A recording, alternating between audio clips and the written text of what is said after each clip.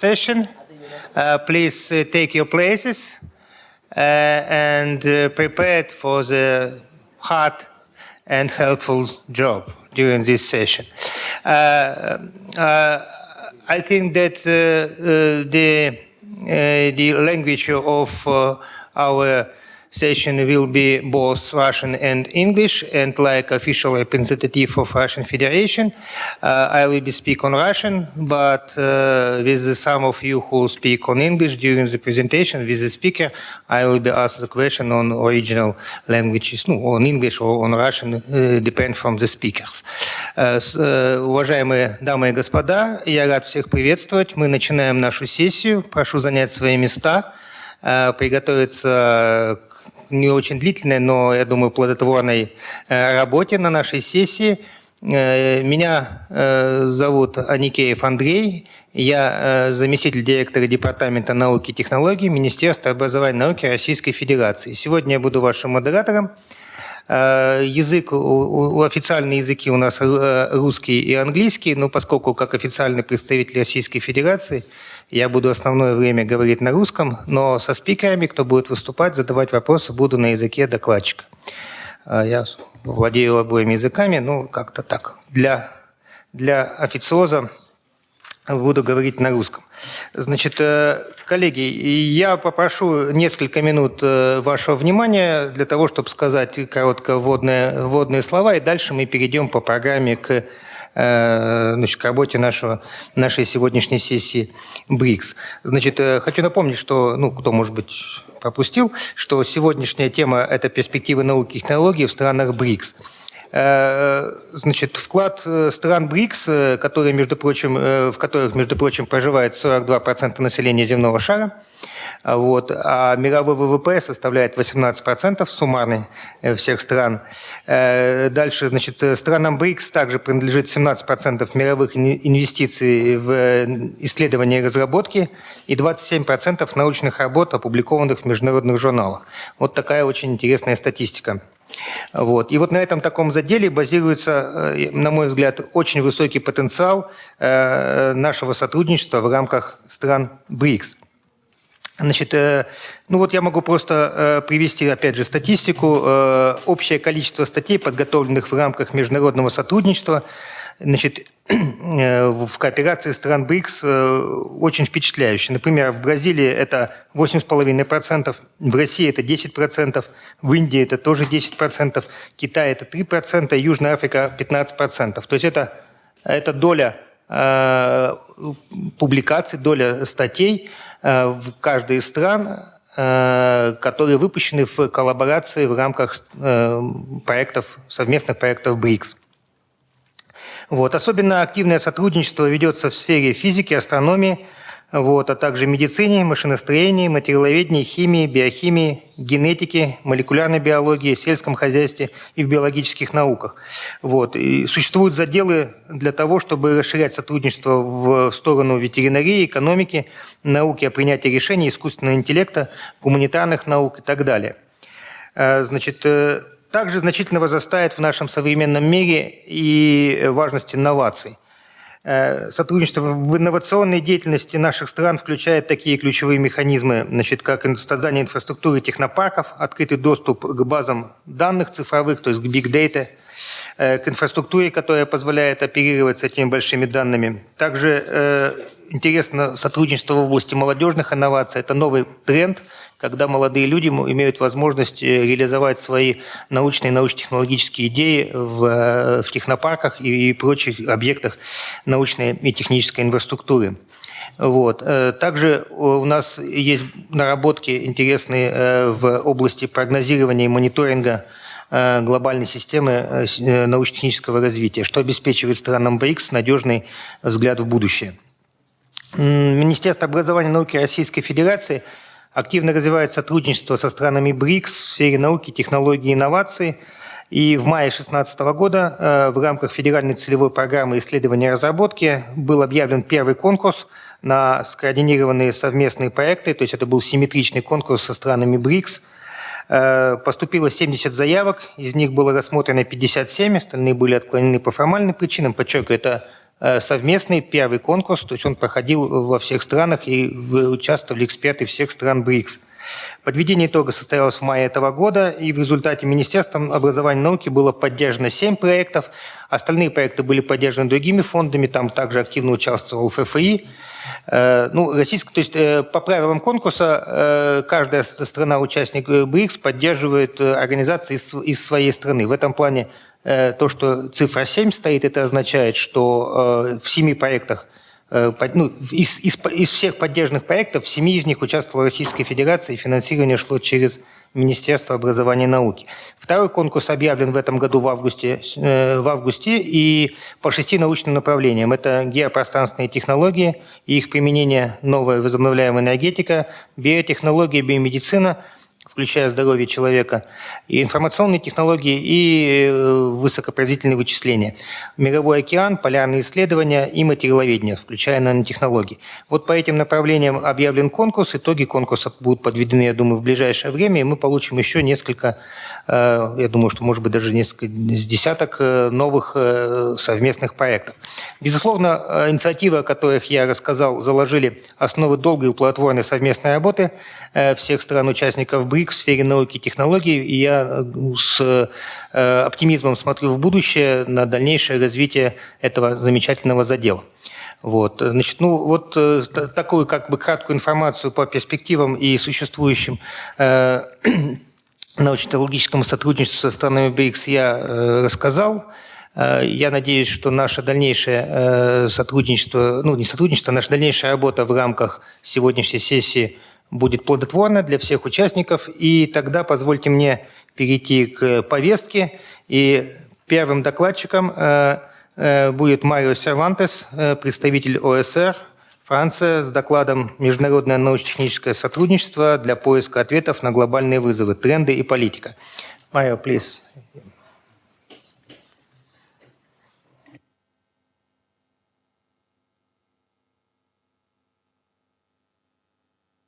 Thank you, Mr. Anikеев, and good afternoon again to the participants.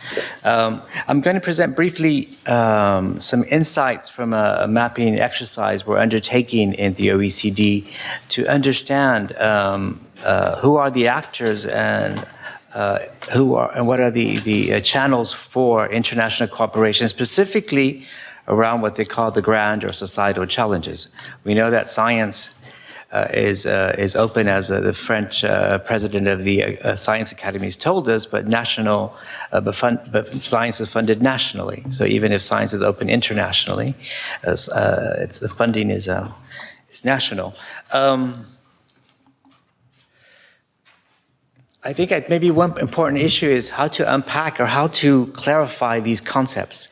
International cooperation in science and technology for grand challenges is quite comprehensive and ambitious. It covers everything from cooperation on research infrastructures, bottom-up initiatives of scientists co-authoring articles, and companies cooperating with universities across borders to commercialize innovations which may be more oriented towards competitiveness goals or more oriented towards grand challenges.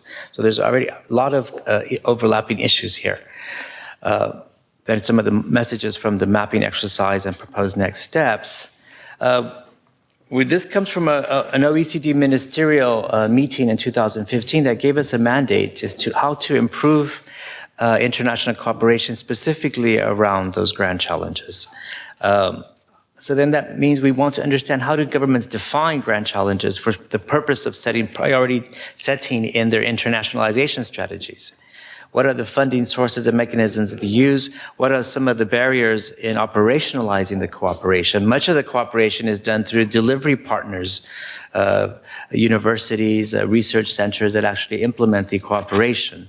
And then some also provide input to OECD guidelines. There are OECD soft law instruments that provide guidance to countries on international cooperation. Desk research with academic literature, review to unpack some of the issues, identification of existing international data sources, but also new sources. There's a Uber Dimensions Funders database, which is a private initiative based in the UK that groups the funding by projects of over 200 funders, hundreds of thousands of projects valued at over $1 trillion. So there's a lot of a private source of information that could help us understand how much international cooperation is going on that tackles the grand challenges, and that's international. Two conditions. We also looked at the policy frameworks by surveying the government ministries through the OECD. This is ongoing. We have now 21 countries responding. There's other countries that will respond. But among the BRICS countries, we already have the participation of Brazil, and China is also participating. So we look forward to the participation of other countries. There's a lot of confusion on the terms of societal challenges, grand challenges. I think one way to look at it is a lot of societal challenges that have shaped the science innovation systems in most OECD countries for the 20th century has involved national public goods. So we have missions around health research, energy, transport. These were nationally priorities from a societal perspective. They also led to the creation of specific mission-oriented institutions. We have in the US, the Department of Energy, the NIH on health and medicine. And in terms of the innovation space, a lot of, and the research rationales, a lot of this is around correcting market failures on underinvestment. Grand challenges here is another concept here, and this is really focused on challenges that cross borders, that require the development of global public goods, things like biodiversity. The rainforest in one country affect diversity and climate globally. So this is outside the scope of national policies, but one where international cooperation on their management and preservation is important. Grand challenges are also complex and systematic. A lot of grand challenges interact. We talk about water, energy, land. All of these are interacting. So we're dealing with systemic challenges, not just a specific challenge. The market failure rationale here is also not very insufficient to deal with some of these problems. And then the other concept is international cooperation in science. That has its own logic. Some of it is science diplomacy. Some of it is at the level of bilateral agreements. There is, of course, a multilateral agenda at the G7, G20, UN. And here, still, a lot of the relationships is very much guided by the logic of international relations, which is reciprocity and mutual gain, mutual benefit. Then some countries also see grand challenges as an economic opportunity. So they see the environment as a challenge for businesses to develop solutions that could provide jobs and industries that could be exporting their products around the world. So the Netherlands has a top sector strategy focused on specific areas.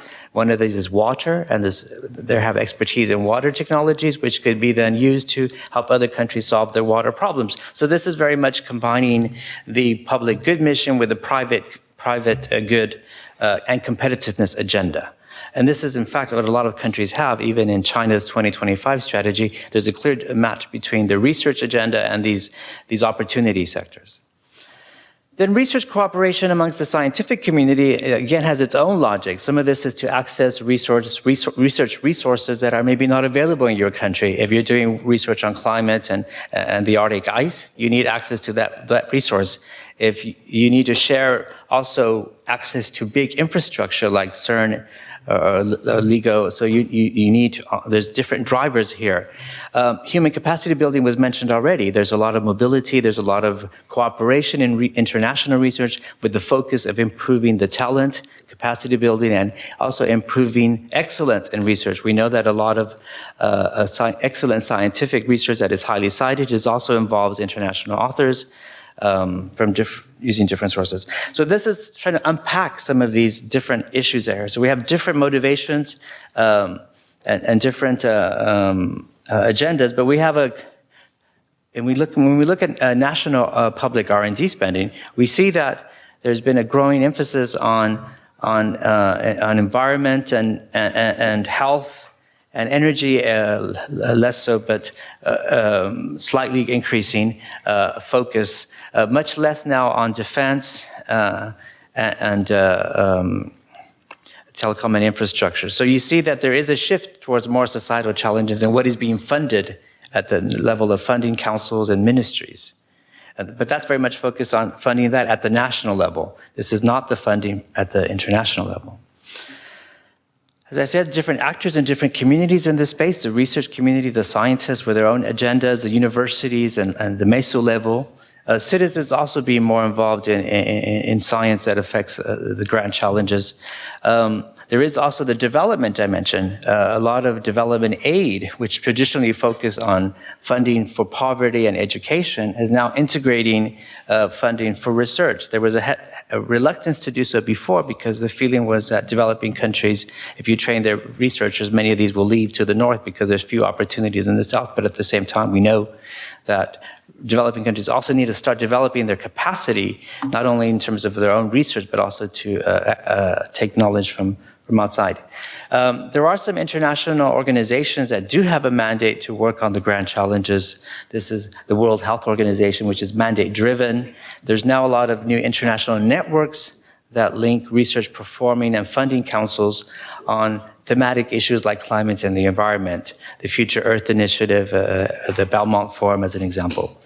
Then we have also the NGOs, which are also both internationally based and locally based, and they're active in this space of trying to bring research to impact on grand challenges. The charities as well, most famous of these being the Bill and Melinda Gates Foundation, which funds billions of dollars in development aid, of which a certain percentage, I will show you later, is for research activities.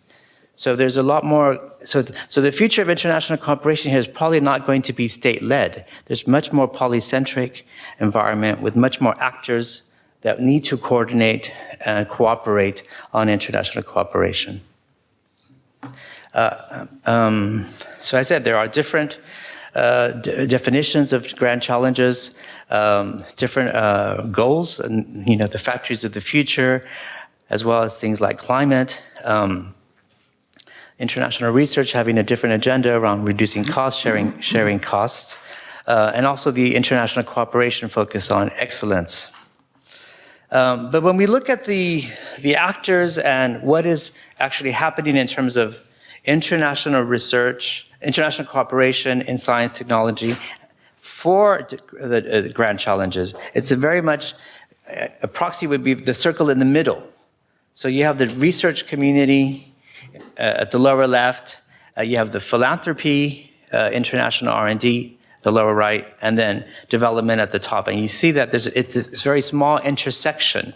And in fact, even if there's a lot of international cooperation in science, very little of this is related to the SDGs. Countries work on the SDGs nationally, but in terms of cooperating, there's very little. And whether we're looking at data from OECD or the Uber dimensions data that I'll show you some of the highlights. This is from the OECD's information on co-authorship and co-invention. And even for a big country like Switzerland, 60%, big science player like Switzerland, 60% of the Swiss institutions are involved in co-authorship with institutions based abroad. But for Japan, this co-authorship exceeds just 20%. This is just in terms of general cooperation. So already in terms of general cooperation, there is not that much going on. Most countries fall below that 45 degree line, which indicates they focus more on international cooperation in scientific papers than, for example, on innovation or co-patenting. So already we have a weak start there. When we look at some of the figures we're already giving for the BRICS, but these are also, while most of the EU countries cooperate within the EU, most of the world cooperates with the BRICS. Most of the non-EU countries cooperate with the BRICS countries. Looking at this Uber Dimensions database, which I mentioned, and you can find on the internet, using a keyword search on the words international and words related to specific SDGs, we were able to look at the research projects that have an international component, have a very low fraction of the projects in the Uber Dimensions. So already very few of those funded projects are international. And when we look at them, the S&G, science, sustainable development related projects, the share is even smaller, even though international cooperation is twice as likely as for the SDG. So SDG is less likely by 50%. When we look at development statistics, we don't have very, if you like, we are still trying to develop the methodology to capture R&D component of development aid. And when we look at that based on what they call purpose codes in the OECD's Development Assistance Committee, we get about 5%. When we look at, 5% for the philanthropies and 1% for the ODA. If we're using keyword searches, we come up with a bit higher percentages of development, either philanthropy or assistance that does involve R&D. So these are some of the problems we have on these statistics. Just to give you an indication of the two different variables here, ODA for R&D at 3%, depending on keyword or purpose codes being 1%. We also surveyed the government ministries, and when we asked them what is their main, how do they define the grand challenges, a lot of the research ministries very much have a national definition. I think the French delegate mentioned it, that it's very difficult to work on a common problem when we have different definitions of the common problem. But the international agenda does act as a reference point. So we see that the UN SDGs do dominate for the non-EU countries, and for the EU countries, the 7 societal challenges act as a reference point.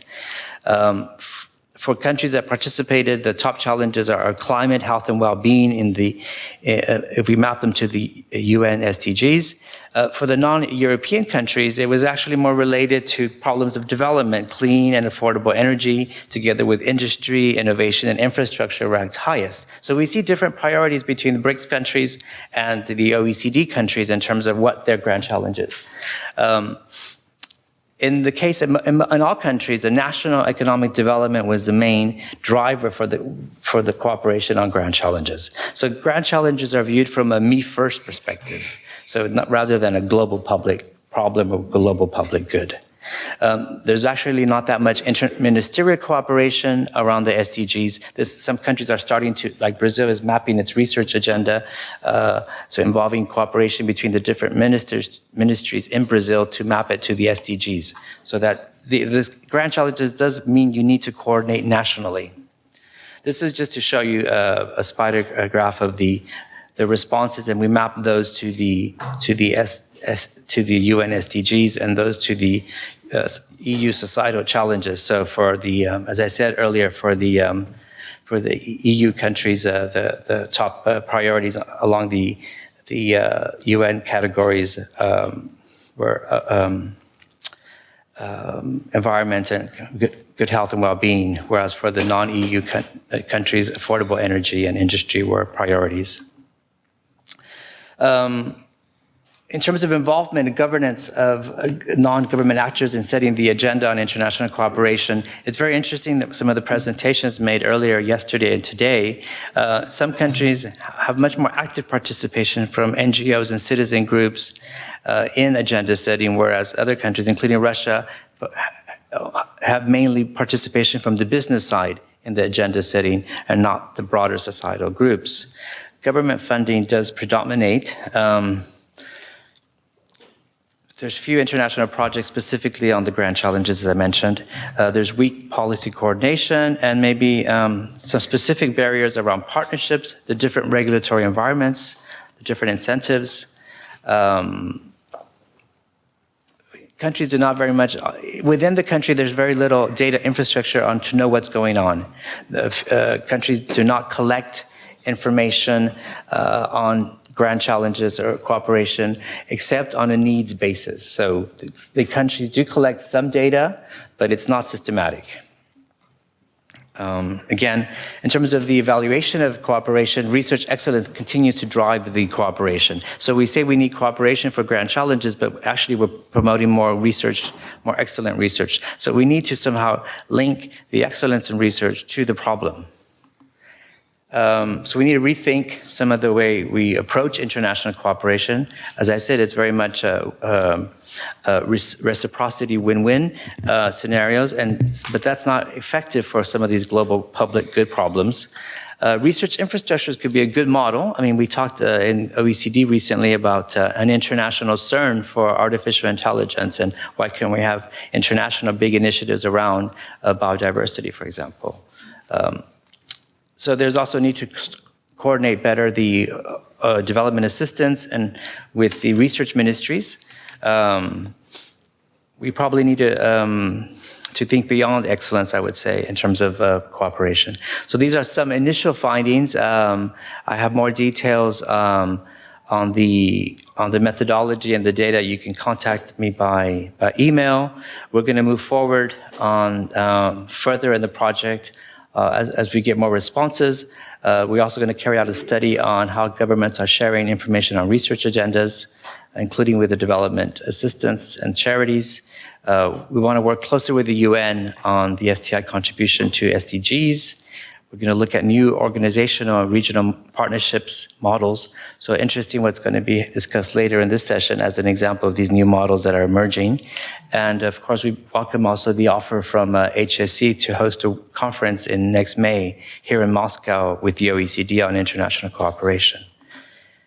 My contacts there. Thank you. Thank you very much, Mr. Cervantes. If you have some questions to the speaker, please, but not more than 2, 3. If not, then I want one question for you. The first, thank you very much for very interesting presentation of, on my opinion, very important issue about the grand challenges and international view on these grand challenges. You know that in Russian Federation, in December of the last year, we also have started a strategy of the S&T development of Russian Federation, where pointed grand challenges for Russian Federation, and we check these challenges with the grand challenges of other strategy of other country. And what your opinion about this point of view? The international challenge, you know, mean that is it basically for all countries, or you think that possible to divide to different groups of these challenges? I mean, not local challenges. I think the global, international challenges like health, like climate change. This is total global, or global with separate region, for example, for different type of country, or maybe for different organization, between international organization. What's your view on this? Yes, thank you for the question. I mean, I think we have to consider that there are problems that are global, but maybe the response has to be at a regional or bilateral level.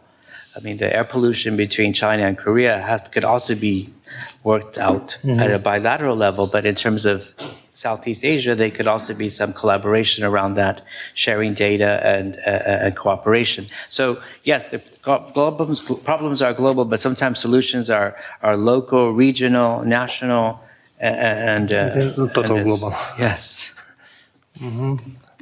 Thank you very much. One more questions for speakers. If not, then thank you one more for your presentation. And we go next on our agenda. And I want to invite to speak with presentation Ms. Ekaterina Streltsova from High School of Economy, Russian High School. Here, oh, thank you. госпожа Екатерина Стрельцова из Высшей школы экономики with the presentation of biotechnology in BRICS country, factors and trends determining national national capacity. Okay, please, Екатерина. Okay. Good afternoon, everyone. So first of all, I would like to start my presentation by saying that I'm really glad that the conference organizers decided to set this special BRICS session. And there are quite a lot of people here in the room, which demonstrates for me personally that there is a strong interest to BRICS countries from the expert society, and it is more and more recognized now that BRICS countries are becoming more involved and active participants in the global science and the global technological market. And in my presentation, I'd like to concentrate on one of the segments of this technological market and to talk about how BRICS countries invest in biotechnology development. I'm going to present in brief the results of a study conducted by a small but very talented research team of myself and Professor Jonathan Linton, who is also here in the room.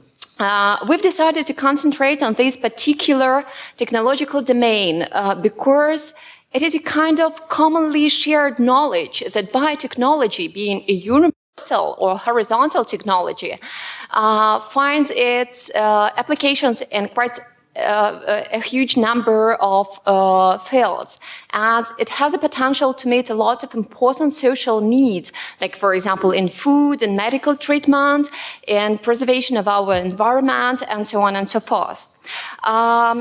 So among the methodological approaches which can be used to analyze technological development, we've decided to concentrate on patent analysis because it is considered as one of the most traditional approaches to measure some technologies' progress. And the advantages of this methodological approach to our research aims and goals are based on three major pillars. So first of all, patents reflect to a great extent the actual level of inventive activity. It is based on the fact that patenting is the dominant strategy for intellectual property protection in most technological domains. It means that most new technologies turn finally into patent documents, into patent applications, patent granted. And it is especially the case for biotechnology because it is broadly used in medical treatment, in pharmaceuticals, where you just need to open your innovations and technologies. You cannot use, for example, secrecy or know-how. You cannot use fast production because it does not work here. As a result, when we're talking about patent analysis and when we're working with patent documents, we're not talking actually about papers, or about formal documents, but we're talking about inventions which stay behind. It means patent analysis helps us to understand what's really going on in the field.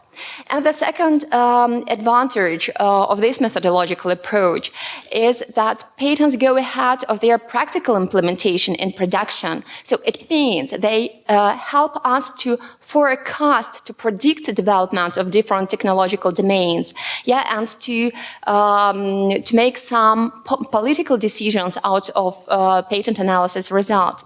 And finally, patent information is a unique source of technological data. You cannot find it anywhere else.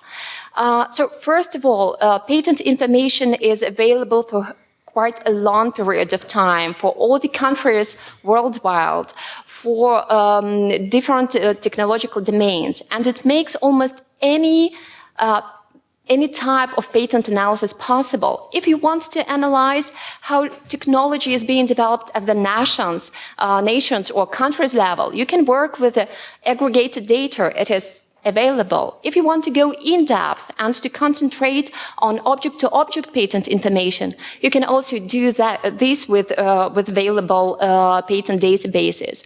And in our study, we've used both of these approaches. And of course, we've started with the most traditional statistical patent analysis. We've decided to have a look at how biotechnology is being developed worldwide and how BRICS countries correspond to this global agenda. To start with, if we analyze patent statistics, we can see that there is an increased interest towards these technological domains globally. Yeah, so we observe a stable growth of patent applications in these technological domains during last 20 years. So the growth was enormous here, but still, if we compare to the average growth rate in other technological domain, that then it becomes not so prominent. Yeah.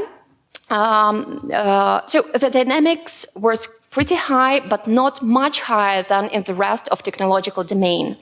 As a result, nowadays, biotechnology is still quite a small, a limited segment of the global technological market. Nowadays it accounts for about 2% of the patent applications filed worldwide. And if we compare it to the situation in 1994 with 1.7, we can see that there is no huge difference. And this increased interest in biotechnology worldwide becomes obvious not only with an increase of patent applications, which is showed here with bar charts, but also with the number of countries involved in biotechnology patenting. So 20 years ago, there were 67 countries who filed at least one biotechnology-related patent. And nowadays, there are 82 of them. And of course, their global leaders also changed. So nowadays, they're world leaders in the number of biotechnology-related patent applications is the US. The second place is occupied by China, which 20 years ago took the 16th place in the world. So it was like an enormous increase. And another newcomer in these top 10 countries is the Republic of Korea. And the rest are pretty much the same. If we now have a look at the BRICS countries, we can say that they developed quite in line with these global tendencies. So BRICS countries also have demonstrated quite a stable and increasing interest in biotechnology. And as a result, they increased from 3% of patent applications, biotech-related patent applications, filed worldwide 20 years ago to 1/4 of them in 2014. And and of course this enormous growth was caused by not all the countries, and we can see that dynamics of BRICS countries are pretty diverse. So you can have a look at their dynamics of patent activity in biotechnology by country. And we can see that, for example, India, Brazil, Russia, and South Africa were developing pretty fast, but in comparison to China, it was nothing. We've decided even not to continue the line of China, because in this case, other countries would stay really at the very bottom. Yeah, so about 10 years ago, they just fueled, and their number of patent applications in biotechnology, and not only in biotechnology, just exploded here. And because of these dynamics, we can see that nowadays China accounts for about 90% of biotechnology-related patent applications generated by BRICS. It is the absolute leader inside the group. And 20 years ago, it was on the second place after Russia. Russia accounts for 5% of biotechnology patents, India 2%, Brazil 1.3%, and South Africa, being a small country, accounts for 0.2%. Yeah, and despite of this commonly shared global similarity with an increased interest towards biotechnology. We determined, so with the use of our patent analysis, we've managed to identify or to see that BRICS countries are really very diverse in the field. They follow different patenting strategies. They are key players in biotechnology domain are very diverse in these countries. So to start with, they are really very difficult in their orientation towards domestic versus international market. China and Russia, the two major biotechnology patenting countries in BRICS, are strongly oriented towards their national or domestic markets. For example, in 2014, about 96% of China biotechnology-related patent applications were filed inside the country. So it means just 4% of their patents actually entered the global market and could compete on it. For Russia, the situation is pretty much the same, with just about 12% of biotechnology patent applications filed abroad. Again, yeah, the biggest amount of patents in this domain are filed inside the country. Brazil is traditionally more balanced in its patenting strategy. So it means that about half of their biotech-related patent applications are filed inside the country, and half of them are filed abroad. And also, Brazil patents their biotechnology even at their leading technological market, for example, like in the US. India and South Africa tend to concentrate on patenting abroad, but due to different factors. India, in 2014, India filed abroad about 80% of their biotechnology patent applications. And it was caused by the specificity of the key players of the biotechnological market in this country. I'll talk about that just in a couple of minutes. And South Africa, and for South Africa, their major factor is different. It is due to the lack of trust towards the national intellectual property protection system. So it really doesn't work. That's why if organizations want to protect some valuable intellectual property, they tend to patent abroad and not to spend money and time patenting inside the country. If we move further, we can also identify the key national actors in biotechnology patenting. So it means that we can understand and we can analyze who is really developing biotechnology in BRICS countries. And in this table, you can see, like above, there is a line with the types of these patenting actors, and also there is a list of national leaders with their share in biotech-related patent applications. And we can see from this table that for Brazil and China, universities are the key national leaders in biotechnology domain. Though if we go a little bit in depth and have a look at the numbers, we can see that the effort of China in the domain is more distributed. So it is really very difficult to identify the real key national leader in the field, because there is a huge number of universities involved into biotechnology development and patenting. And for Brazil, the efforts are more or less concentrated, and except universities, and besides universities, also there is another very important player on the national market. This is Embrapa, the Brazilian Agricultural Research Corporation. So this is a state-owned corporation which takes care and funds biotechnology. Then India and South Africa also share some similarity because of the specificity of their intellectual property protection laws.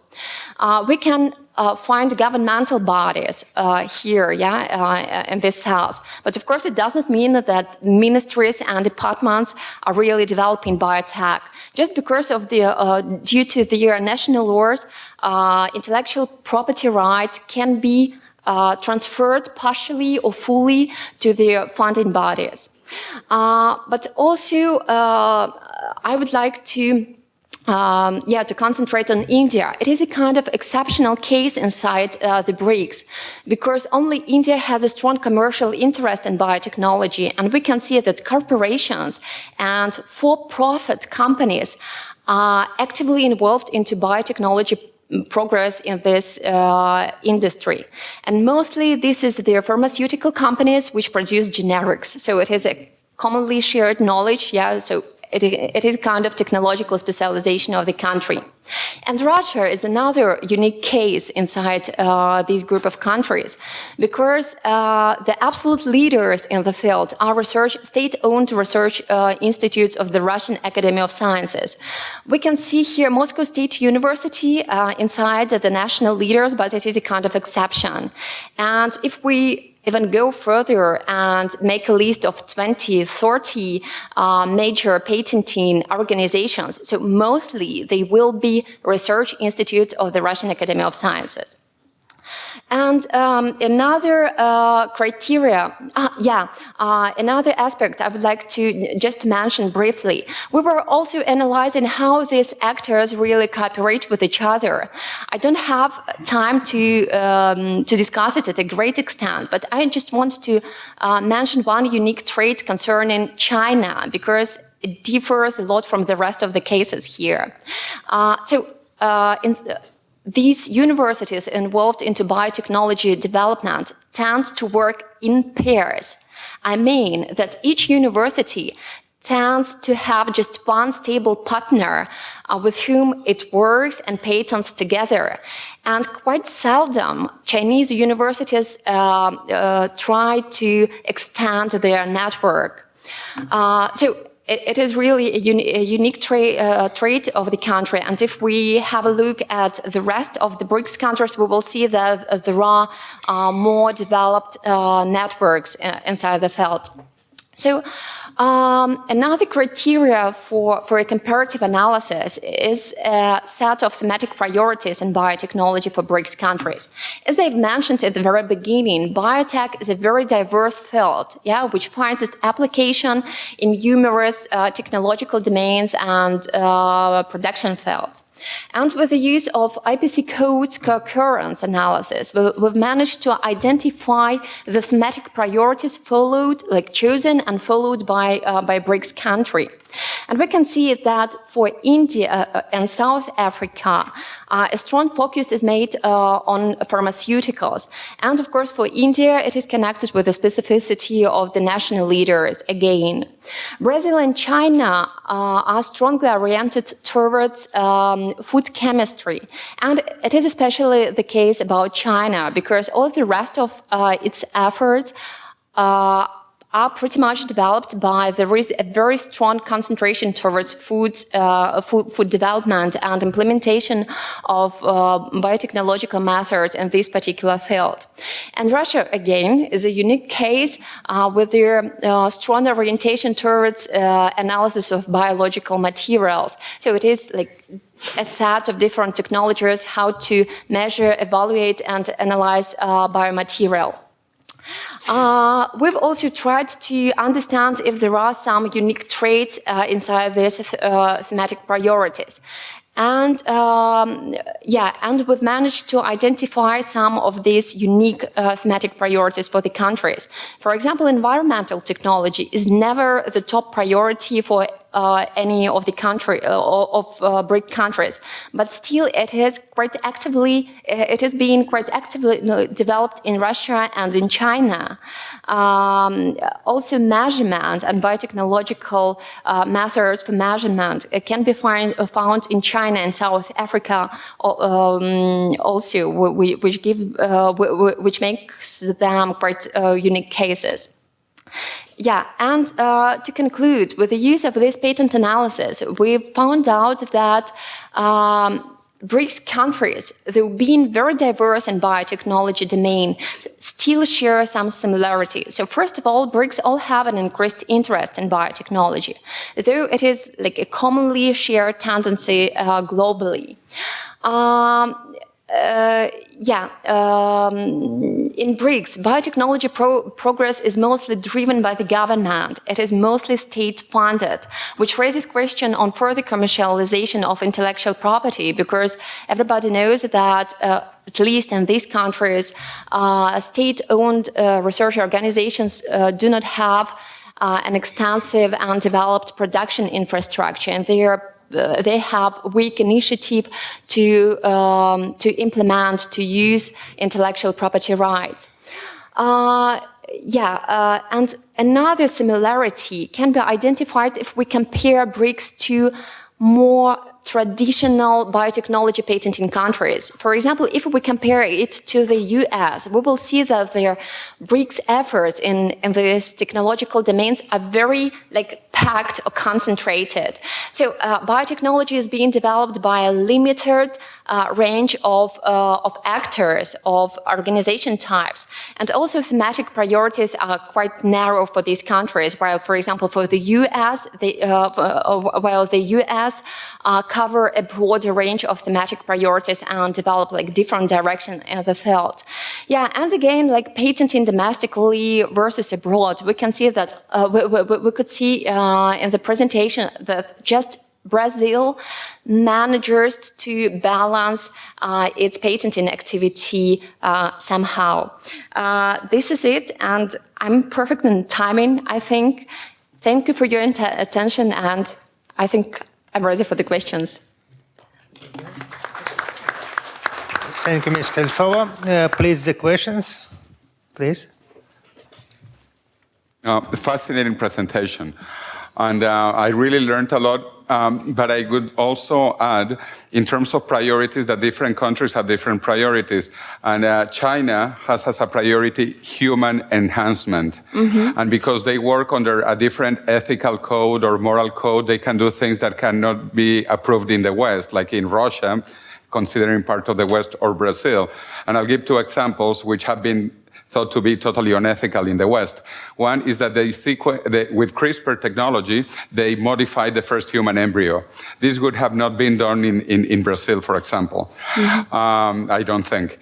The second one is that they created the largest genomic facility in the planet, which is the Beijing Genomics Institute, even though it is in Shenzhen. And they are sequencing the genomes of the geniuses of China because they want to identify the genes that make people intelligent to create a super race of Chinese. Mm-hmm. Again, this would be very unethical in the West, immoral. And you didn't mention that. And I think in terms of biotechnology, this is a priority of China, human enhancement. Yeah, thank you.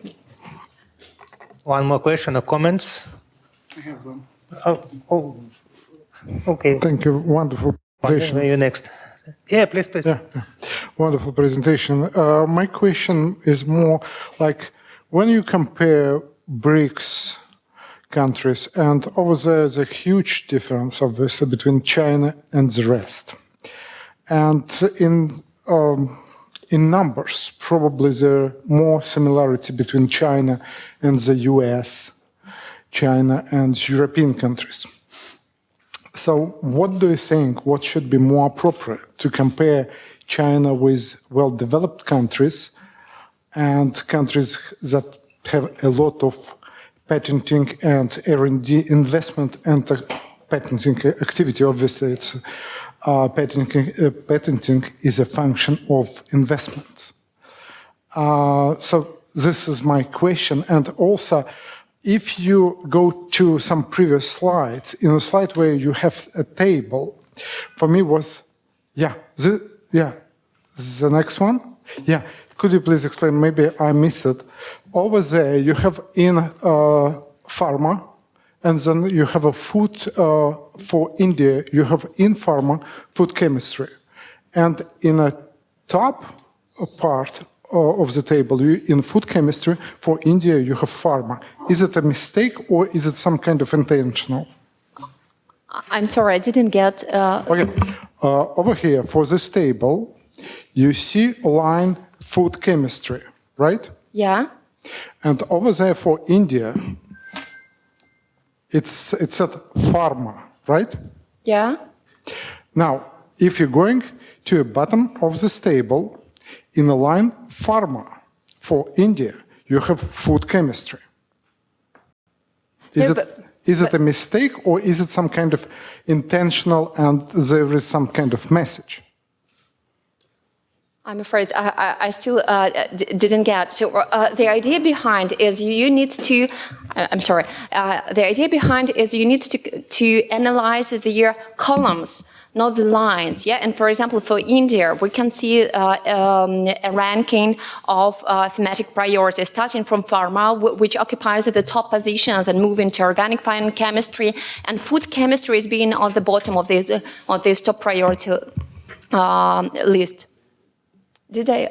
Thank you, yeah. Yeah, okay, and concerning your first question, it is really a very good question, but I suppose that my answer would be, it depends. It depends on your research goals, because I believe that China has no similarity, okay, just a little similarities both with other BRICS countries and the US. For example, I've said that Chinese residents tend to patent domestically, not only biotechnology, but also other technological domains patents. And in comparison to the US, which patent everywhere.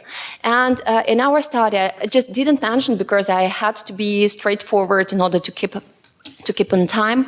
Of course, we've tried to understand the reason behind. So why China tends to patent so massively inside the country. And we found out that it is due to a strong initiative for researchers to patent, yeah? So they are strictly evaluated by their performance, R&D performance, and there are several indicators which are taken into account, both patents, regardless of domestic or international, and international publications. And we found out that for Chinese researchers, quite often, it is easier to get a domestic patent than to publish a paper in a top-ranked international journal. That's the reason, yeah? There is this strong initiative, and they don't care about further commercialization. So we can always explain the numbers. And please, yeah.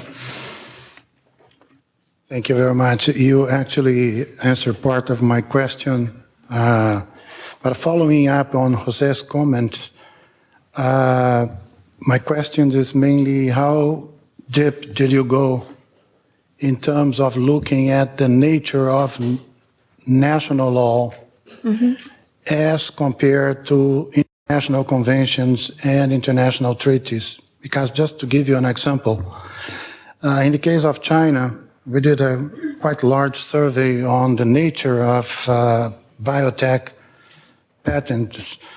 And just to give one inventor, had only him as an inventor linked to a university, had 500 patents on plant extracts.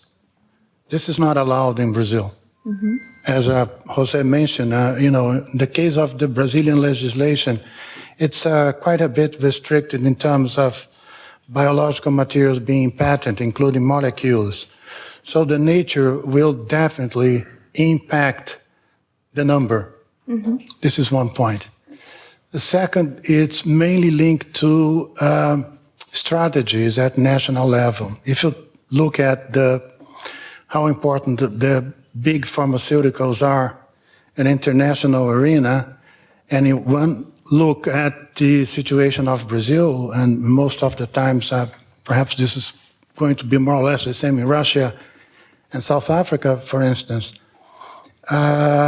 more important than patent is to managing patents and the ability of negotiate and the number of licenses you're able to put up to, in a given sector is as important as patenting. In order to move the economy, you have to allow for, companies to make business in a given country and so on and so forth. So I'd like to, just a quick reaction to your wonderful presentation, but mainly asking for how deep did you go in terms of looking at the quality and the managerial aspects of patenting? Thank you. Yeah, thank you for the question. So concerning the first element of your comment, we didn't go in depth with the national laws because it was not our primary ambition. First of all, we wanted to understand the evidences of this quantitative analysis and just to get some preliminary understanding on what the reasons behind are. So it might be our further step to go in depth and to analyze this national IP laws. And about your comment, like for example, food chemistry is very rapidly developed in Russia, mostly just because of one person who is like patenting everything, even abroad. And just because of this one person, food chemistry is nowadays inside the technological specialization area of Russia. So, and now I'm really glad to know that it is not an exceptional case, and there is also a Chinese partner of our patenting expert. Yeah, and patent addictive people. Yeah, and concerning commercialization, of course, it is an important question, and I've mentioned here this in my presentation, because of this reliance on governmental support. But unfortunately, we don't have data available to analyze this. Yeah, it is always a challenge. There are no statistical databases which can produce this. We can draw this data only from the statistical survey, and like in Russia, it is more or less available, but we're not sure it is comparable. We're working on this. Good. Yeah, thank you. Thank you. I want to close this discussion like a chairman. Thank you very nice for a very interesting presentation and helpful discussion after the presentation. One more.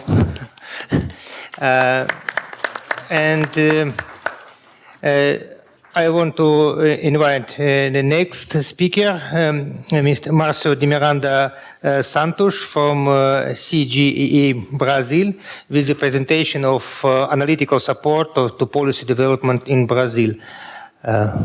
Please. Thank you very much, Mr. Chair, and thanks a lot for the organization, the organizing committee within HSC for inviting us to, be here again and profit from this wonderful setting in terms of developing networks that have been developed for now almost 3 years. So thank you again for inviting us. This short presentation is going to tell you just a brief, the recent developments that we have made in terms of advising high-level decision makers at the government, at a given corporation, an institution, globally, regionally, or locally, on potential paths to be followed in terms of setting up priorities, in terms of identifying trends, in terms of setting cooperation at bilateral, multilateral levels. And the presentation was put up together by Adriana, who is just sitting there, and myself. And this, by any means, is something related to study, but more than that, a kind of preliminary, exploratory demonstration that we can do more together than we probably think we could. Just to give you at the beginning an overview of what CGE is about. And it's a small institution created in 2001 as part of the modernization of the Brazilian National Science and Innovation System. It's a nonprofit organization, and most of the studies we conduct are oriented to economic growth, competitiveness, and well-being in the country. It's a small, $18 million per year, 75 around employees, and it's difficult to explain. I'm not even going to try to explain you the legalities of the juridic personality of CGE, but has very strong societal control, either by the ministry, which is in charge in behalf of the Brazilian government to supervise the institution, and also subjected to auditing procedures conducted by the Brazilian auditing institutions.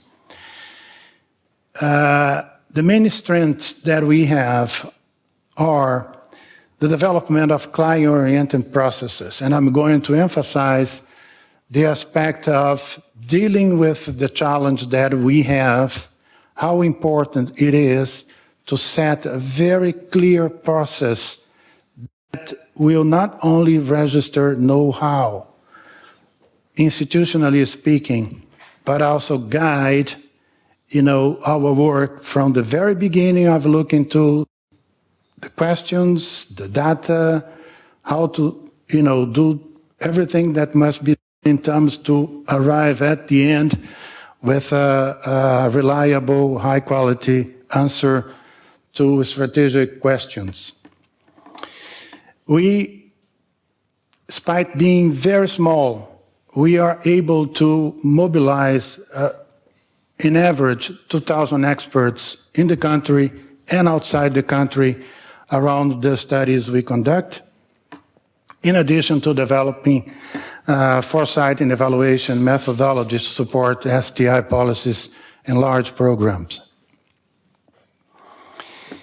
In terms of profile, team profile, exactly because of the comment that I have just made, database analysts, statisticians, information and knowledge analysts are extremely important within the institution. In addition to software development, designers, project managers, and most importantly, sectoral STI analysts and foresight experts, using, a number of possibilities in terms of composing methodologies from a number of methods and tools, including the most typical ones. Why? And here, the key word is intelligence. And in order to be able to say that you do something intelligently nowadays, not in the future, because Jose is saying that we're going to have a brain much better than the ones we have nowadays. But in order to do, in 2017-18, something in an intelligent way, to identify and mobilize expertise to support technology transfer, to generation of subsidies, generate subsidies to development, creating awareness on strategic issues, strengthening strategic planning, monitoring technological development. We have to develop a family of tools. And here again, I'm going to stress that tools are extremely important, especially quantitative tools that we have been using for quite a long time now. And I saw a number of applications of tools during the presentations made yesterday and today. But they are not the most important thing. They help us to answer questions.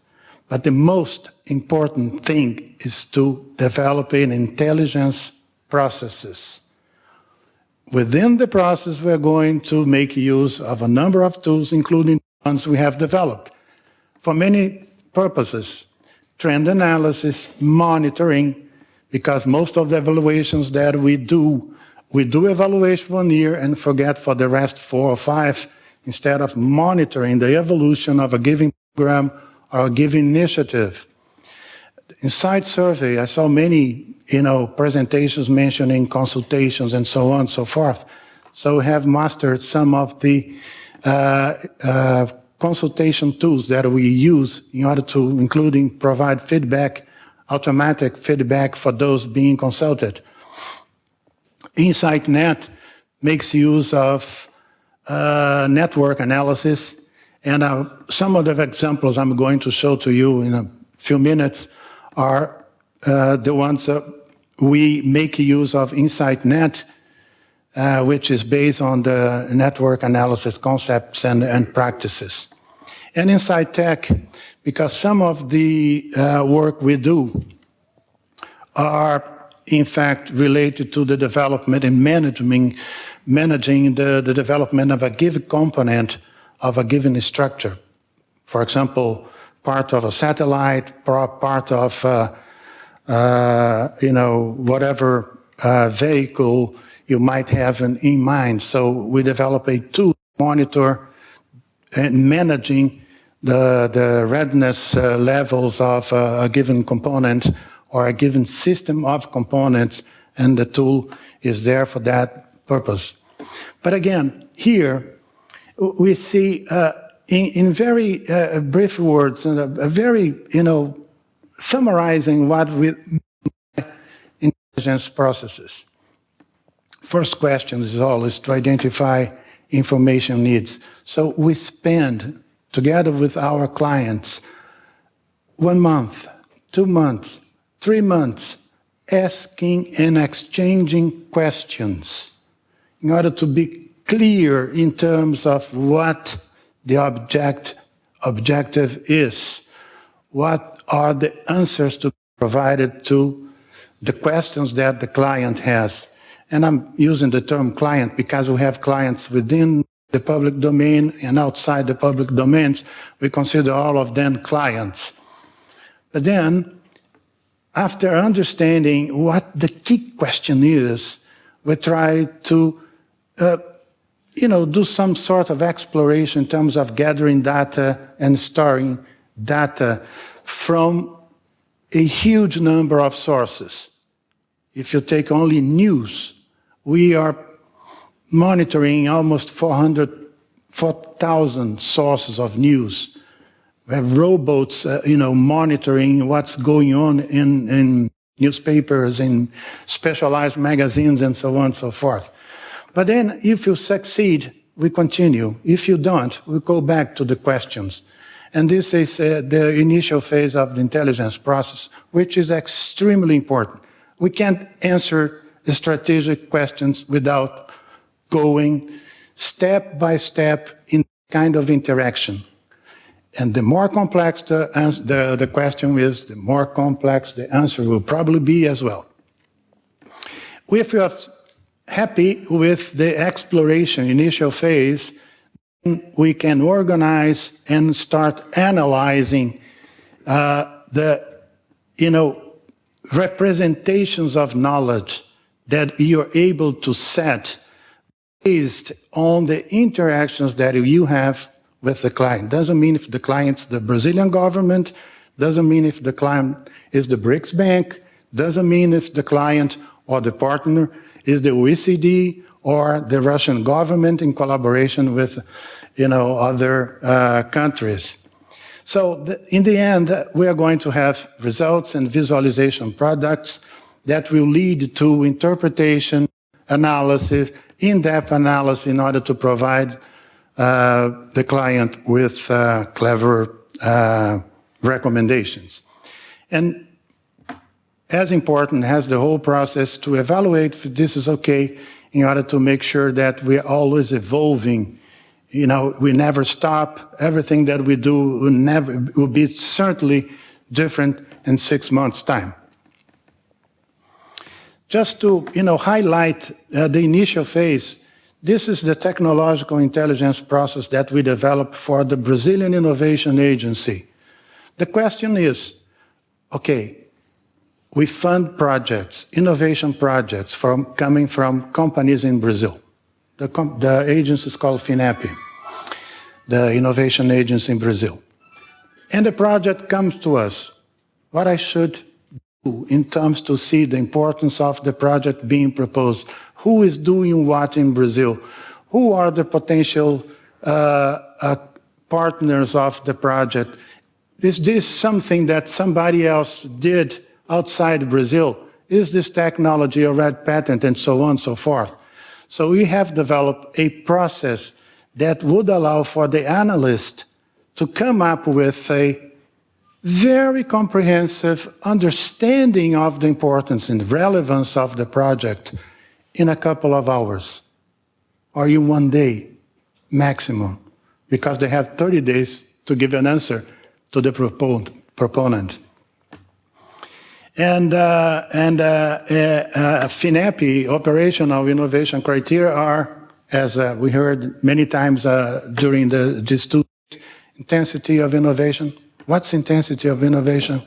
Comprehensiveness, degree of technological uncertainty, relevance of the theme in priority sectors, mobilization of the innovation system, how many institutions are together in order to solve the problem. Is something for a given company to solve on its own, project team qualification, so on and so forth, using different sources of information and different tools within a given process.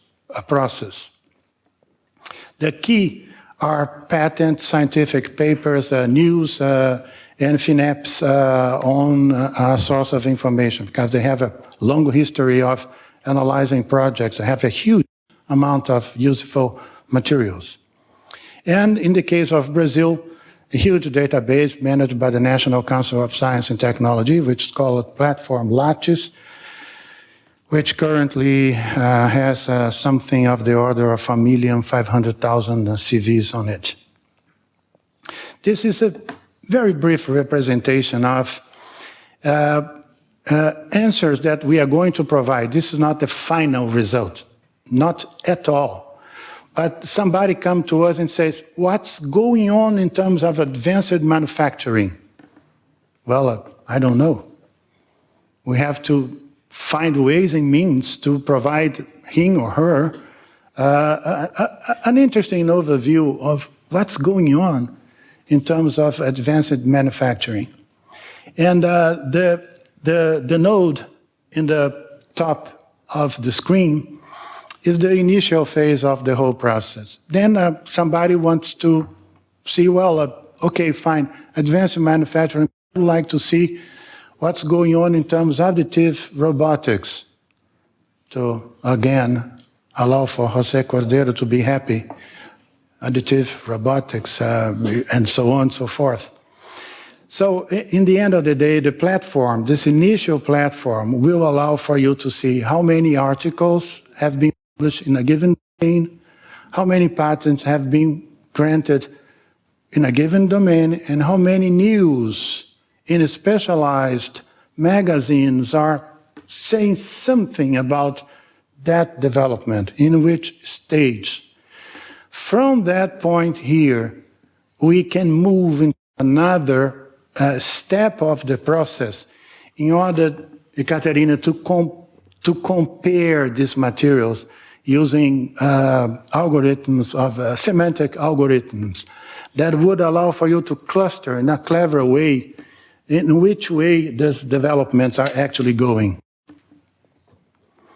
So if you want to monitor a given term, it's just a matter of, doing the right use of the platform in terms of see how important a given term is actually in a huge number of sources of information. In this case, the term is additive manufacturing, and we can see that from 2014 and on, the term is gaining, importance, perhaps relevance in those sources of information. But then, here we come to the BRICS issue. And this, again, is very exploratory, very preliminary. We did just a couple of analyses in order to, very briefly, demonstrate that there is a huge collaboration going on And there's a huge potential for further collaboration among countries. What you see in the screen is networks of Brazilians working with Russians. And each node is a Brazilian working in collaboration. Is that right, Adriana? Yeah. Brazilians register in the platform lots working with Russians. And you see in the left side of the screen the metadata associated to him or her. So if you click in one of the nodes, you're going to see who is doing what in institution and so on and so forth, and the cluster of collaboration within Brazil associated to collaborations with Russians. And this is a very dynamic platform. You can zoom out and zoom in and get information not only about a given persons, but mainly about, what are the issues being tackled by the whole community of research, or identify clusters. In this case, typically, what the platform's is telling us is that there's a lot going on, and my colleague from Russia asked about collaborations in the agribusiness domain. There is something going on between Russians and Brazilians in the case of agribusiness, sugarcane, most probably bioethanol, and so on and so forth. This is a very preliminary, overview on what's going on, global supply chains, etc. If you want to see what we are doing, go to the CV through the platform, go to the articles being in the platform, you're going to get more detailed information on this. And we look at, in a broad sense, what's happening in terms of Brazil and Russia. From the Brazilian perspective, you see there's a lot going on in cardiology, Chagas disease, human rights, foreign policy, biodiversity, industrial design, education, and so on.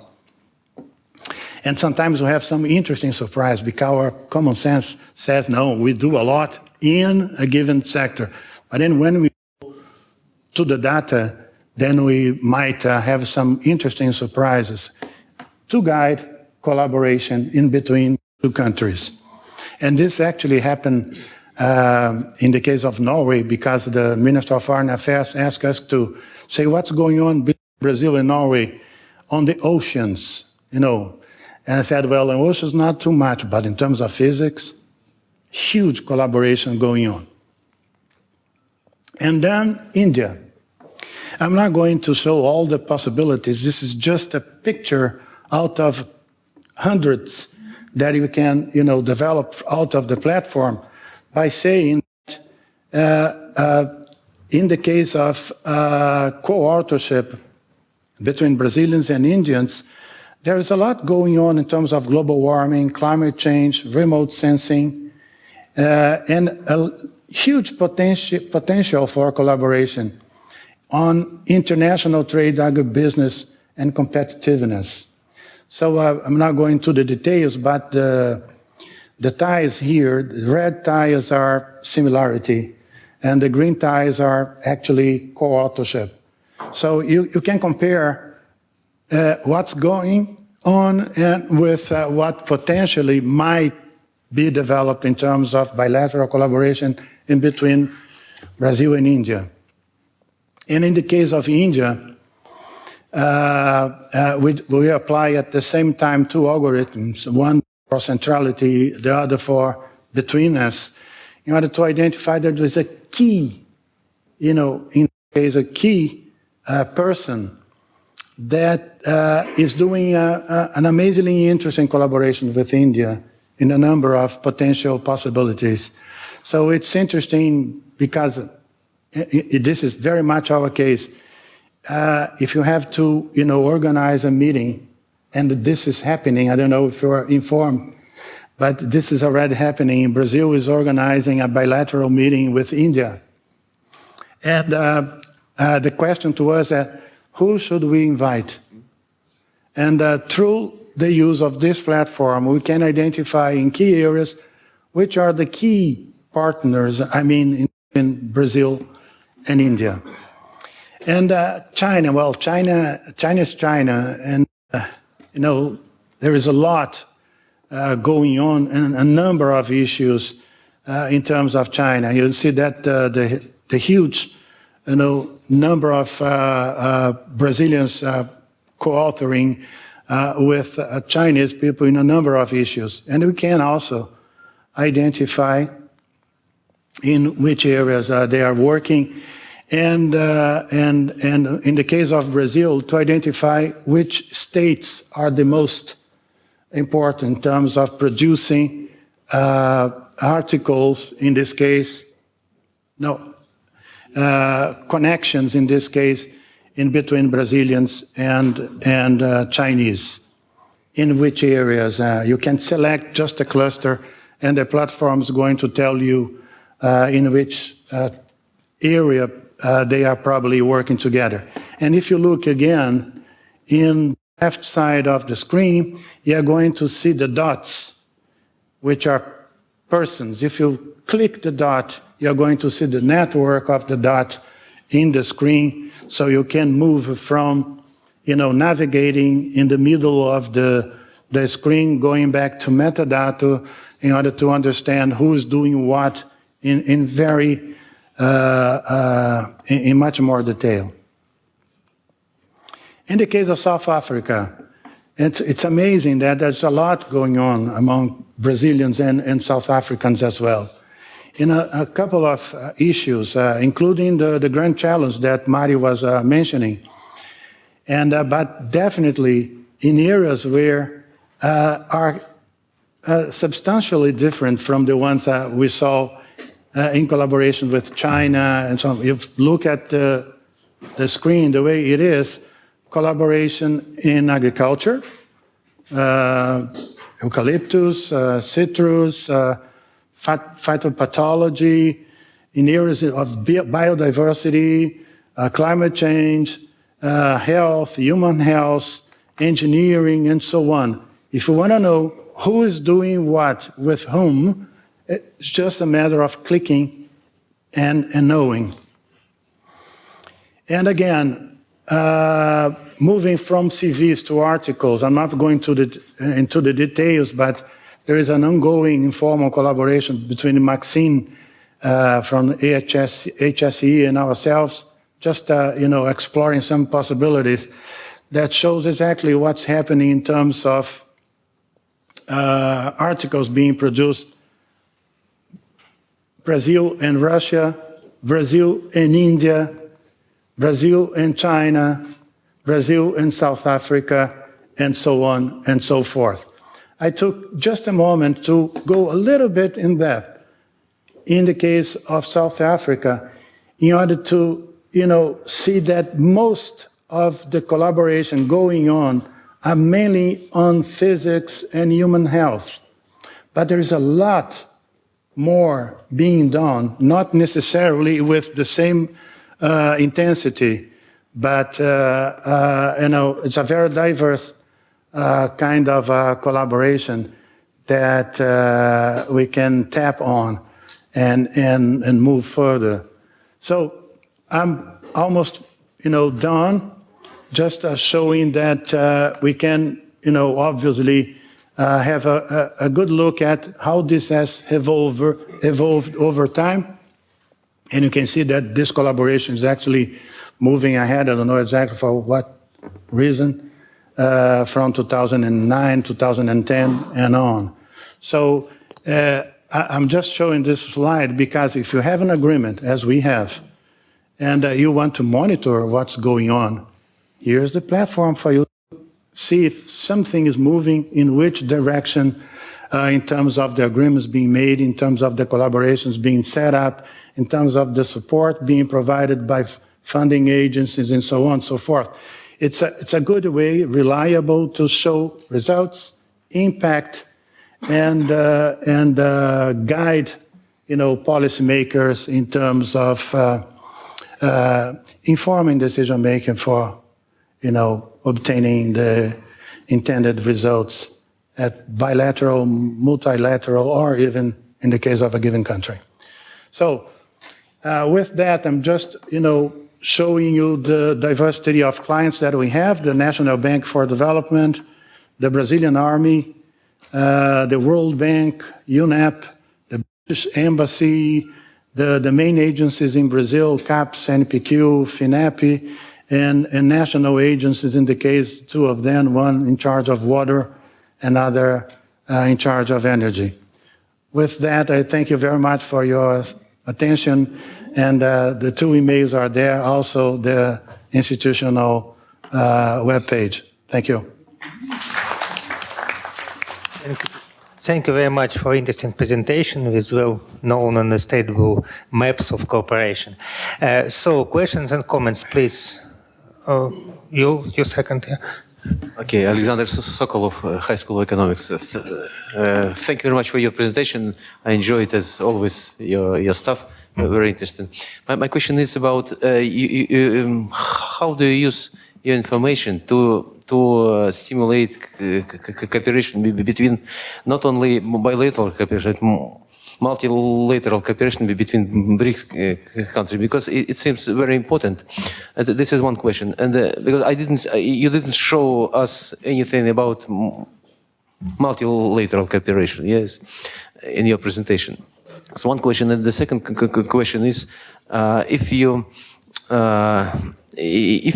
did some analysis of future cooperation, how to identify priority areas for cooperation. It might be just thematic areas, but it might be also when Brazil has something in innovation, for example. Russia has some good results in basic science, for example. Maybe it might be a very good combination of skills to bring something really valuable. Thank you. Thank you, Alexander. It's interesting because the questions you have posed are exactly the ones we ask the clients to, put on the table, because you don't have, already developed answers for very complex questions such as the one you have made. But let me give you, we have been discussing with ISAC and HSE that we should do an additional effort to show what's available within Russia, within Brazil, within India, South Africa, and China, and go to the BRICS Bank and tell them that we have information that would be useful for developing programs, for setting up priorities, which are, your second question, of the interest of the 5 countries, together or not with an additional 6, 7, and so on, in order to develop, multilateral cooperation on very firm grounds. Now, this is something that we are able to do together, and, it's a matter of setting the right program, the right project, and so on and so forth. So this is one of the issues that, really makes me come to, this kind of set to discuss the possibilities that we have together as institutions to inform decision-making at bilateral and multilateral level. In terms of designing future collaboration, that's the point, Alexander. We have to have the questions and see if we have to develop a collaboration in a thematic issue. Let's see what are the sources of information that we need to know. Is this something at the scientific side of it? Is this someone at the technological side of it? Is this someone related to innovation procedures? It involves universities, companies, and so on and so forth, because exploring and expanding understanding of the question will come up with, a number of possibilities. Of course, I'm not going to answer all the questions, but that's exactly what the intelligence cycle, says to us that should, be followed. I mean, in terms of making use of the source of information and the tools to provide answers on where to go on the thematic level. So we don't have the answer ourselves. But the questions are usually, Alexander, very complex at the beginning. In the case of CAPES, our colleagues from Brazil knows exactly what CAPES means. It's the National Agency for Promoting Graduate Courses and Managing Graduate Courses in Brazil. The question was, at the beginning, what should be the new agenda for graduate courses in Brazil? Oh, my God, this is very difficult. Because then, exploring the question and transforming the question more practical, potentially answered questions, we come up with, these are the things they are doing, are things they are not doing as compared to what's going on outside Brazil. These are the number of keywords which are not found yet in our platforms and so on and so forth, to guide the interpretation, further interpretation, and come up with some innovative in this regard. So, Alexander, in a very brief words, that's exactly why I'm giving emphasis on what are the key questions and how to go about, trying to answer them in a well-defined process. And the process is going to be know-how, because once you did it, everybody in the institution will understand what's going on and be capable of replicate the process if necessary with updated data later. Dr. Natanzon from Russia Telemedicine Consortium. We developed with our colleagues from BRICS countries and prepared special project for all BRICS countries, creation of a complete telemedicine system in region of BRICS countries. I think we work very easy with colleague from Brazil, because Brazil developed a special telemedicine system of University of Brazil, RUTE. Mm-hmm. And I would like to please help us use word telemedicine and keywords telemedicine and research with your system for prepared recommendation for new development BRICS bank. I think it's a very innovation system for new modern healthcare in the world, not only BRICS country. If I may, you're absolutely right. In a recent study that we conducted, this was one of the key strategic issues to be dealt with within the country on human health development, and especially because, as in the case of India and other large countries, physicians are not, well spread in the country. So, sometimes you have to consult people from the northeast with people from the south of the country and so on and so forth. So visualization equipment and telemedicine is considered one of the key aspects among other possibilities. So, but this is exactly what we have been discussing. Is that right, Alexander, with Isaac, in order to come up with, exchange of information on where to develop the collaboration further. But you raise an extremely important point, which is is it feasible to come up with a program that will cover all the 5 countries? This would probably be somewhat complicated, but perception, it seems that based on the data that we saw, there is room for something to be developed in areas which are of the common interest, including a couple that were mentioned by Mariu in terms of grand challenges, biodiversity, climate change, etc. Because we are, if you take China, India, Brazil, South Africa, and Russia, look at the area of the 5 countries. Look at the diversity that we have within North and South in those 5 countries. So it's clearly something that we have to consider.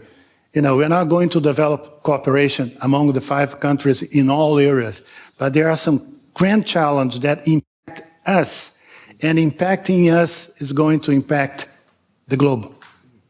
So as you said, Mario, so I think this is a matter for, high-level decision makers to come up with, kind of a retreat, kind of, sort of consultation at the diplomatic level to find something that would be, worth doing.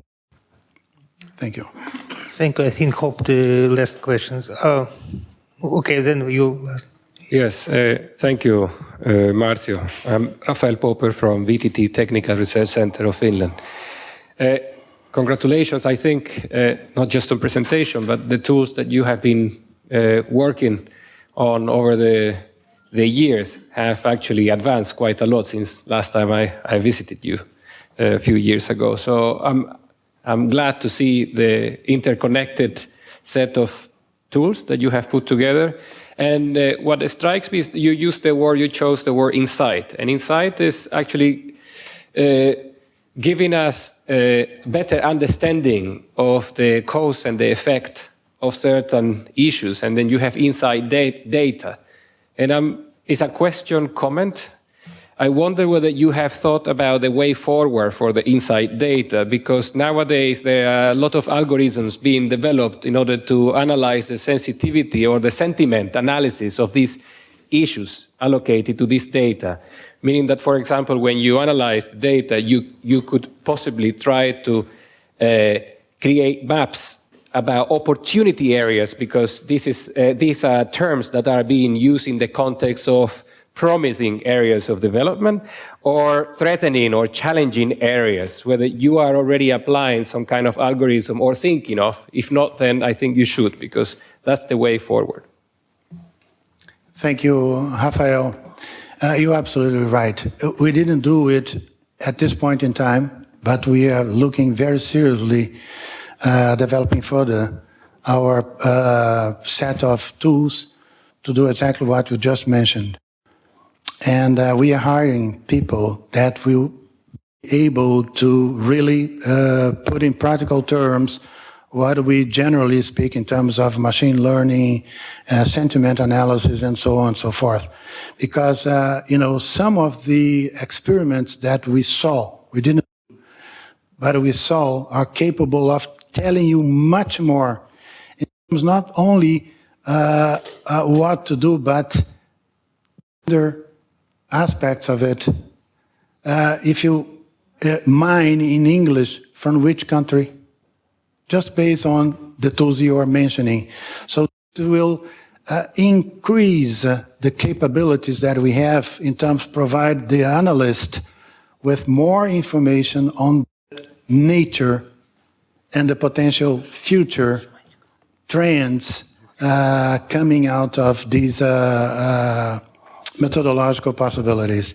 So we are considering very seriously, moving in exactly this direction, Rafael. Thank you for the question.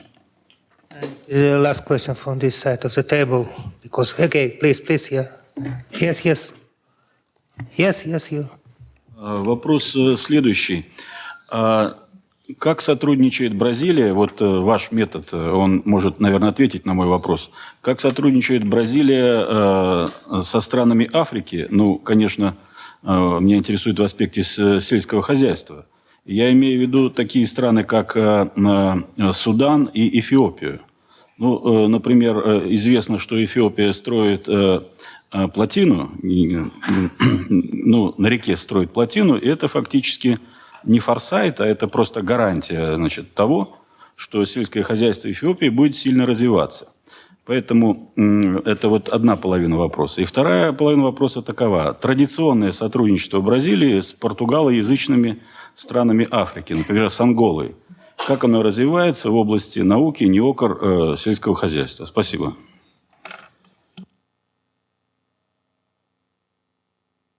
Very much for the question. Geopolitically speaking, the collaboration in between Brazil and African countries is a top priority for our country, for many reasons, including economic ones. But most of the technologies that being developed in Brazil, in principle, should be adapted for food production systems in a number of countries in Ethiopia, and the way and vice versa, because a number of things going on at very good institutions in Africa will also apply to needs already existent in Brazil. For that reason, in the previous presentation, a number of people mentioned Embrapa.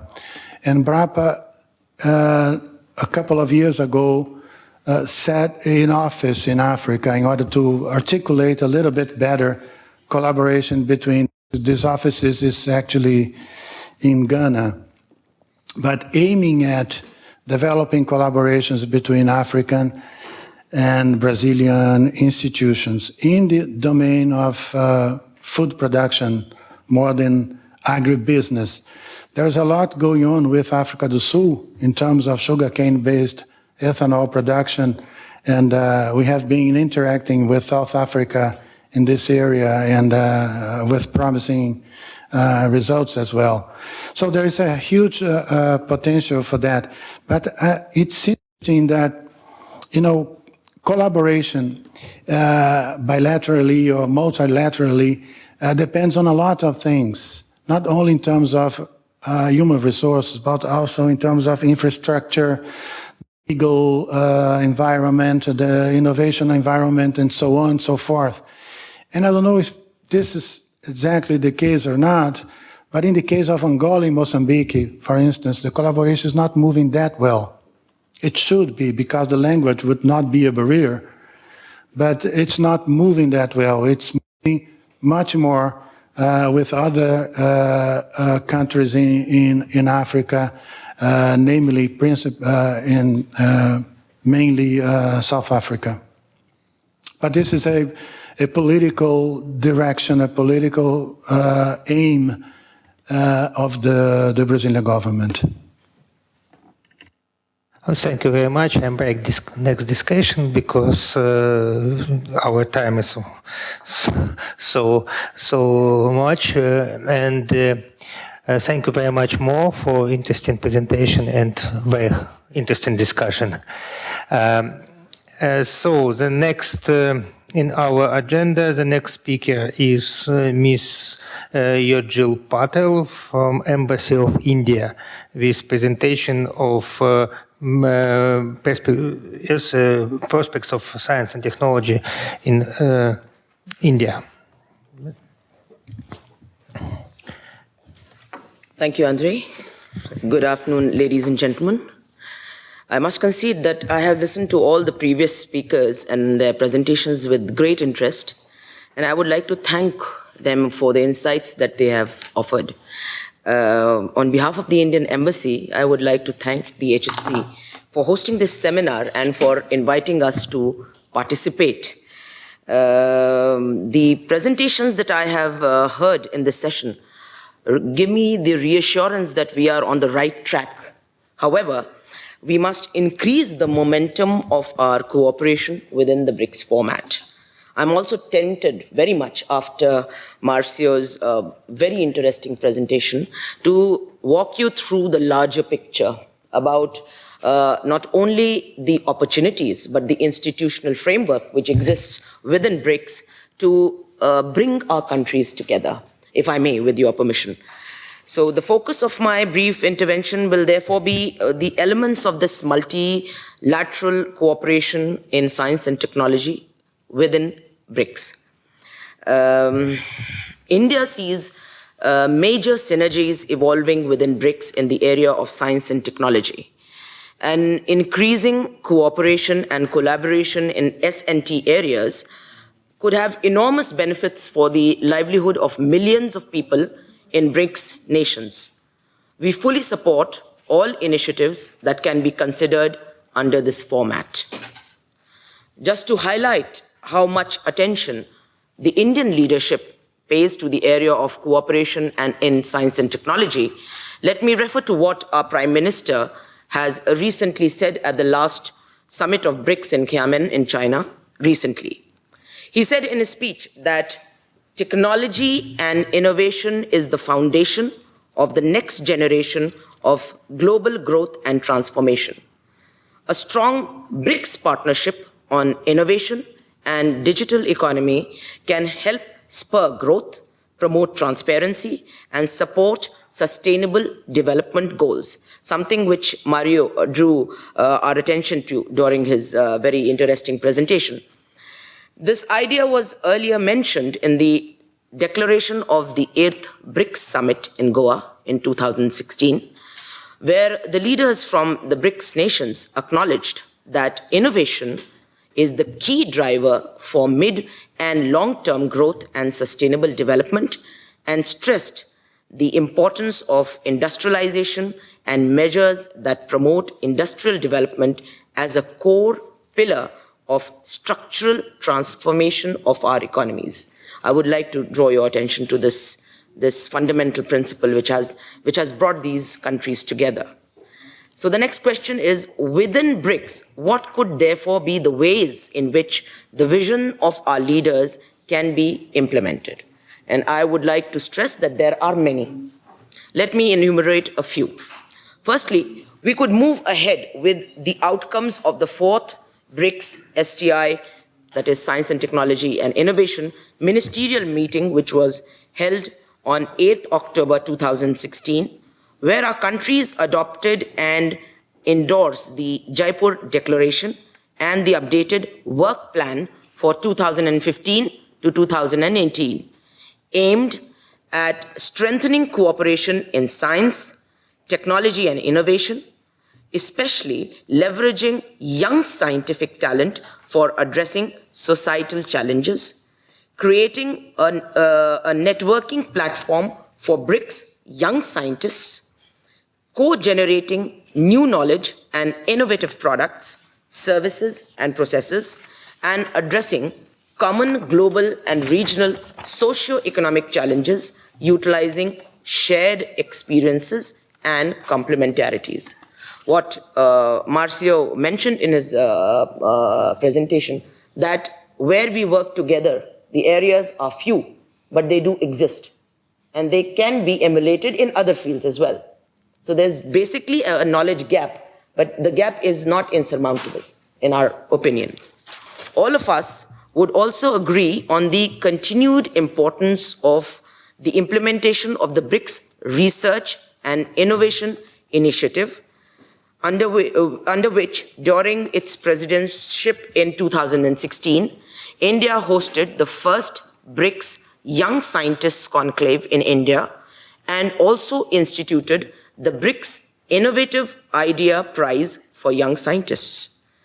It needs no reiteration that young scientists in BRICS countries must be sufficiently encouraged to come up with innovative solutions to the developmental and livelihood challenges facing our countries. I would like to share what the broader framework, or the mantra, if I may say, of Indian vision is. It is science for development, science for livelihood. So the peculiar state, economic and otherwise, of the BRICS nations necessitates that when we do something together, the goal has to be science and technology for development, growth, and for livelihood. This is the benchmark. Our nations must also increase mutual cooperation, for example, under the BRICS STI Framework Agreement or the Framework Program in 10 identified thematic areas with funding commitment from the 5 BRICS STI ministries and associated funding bodies.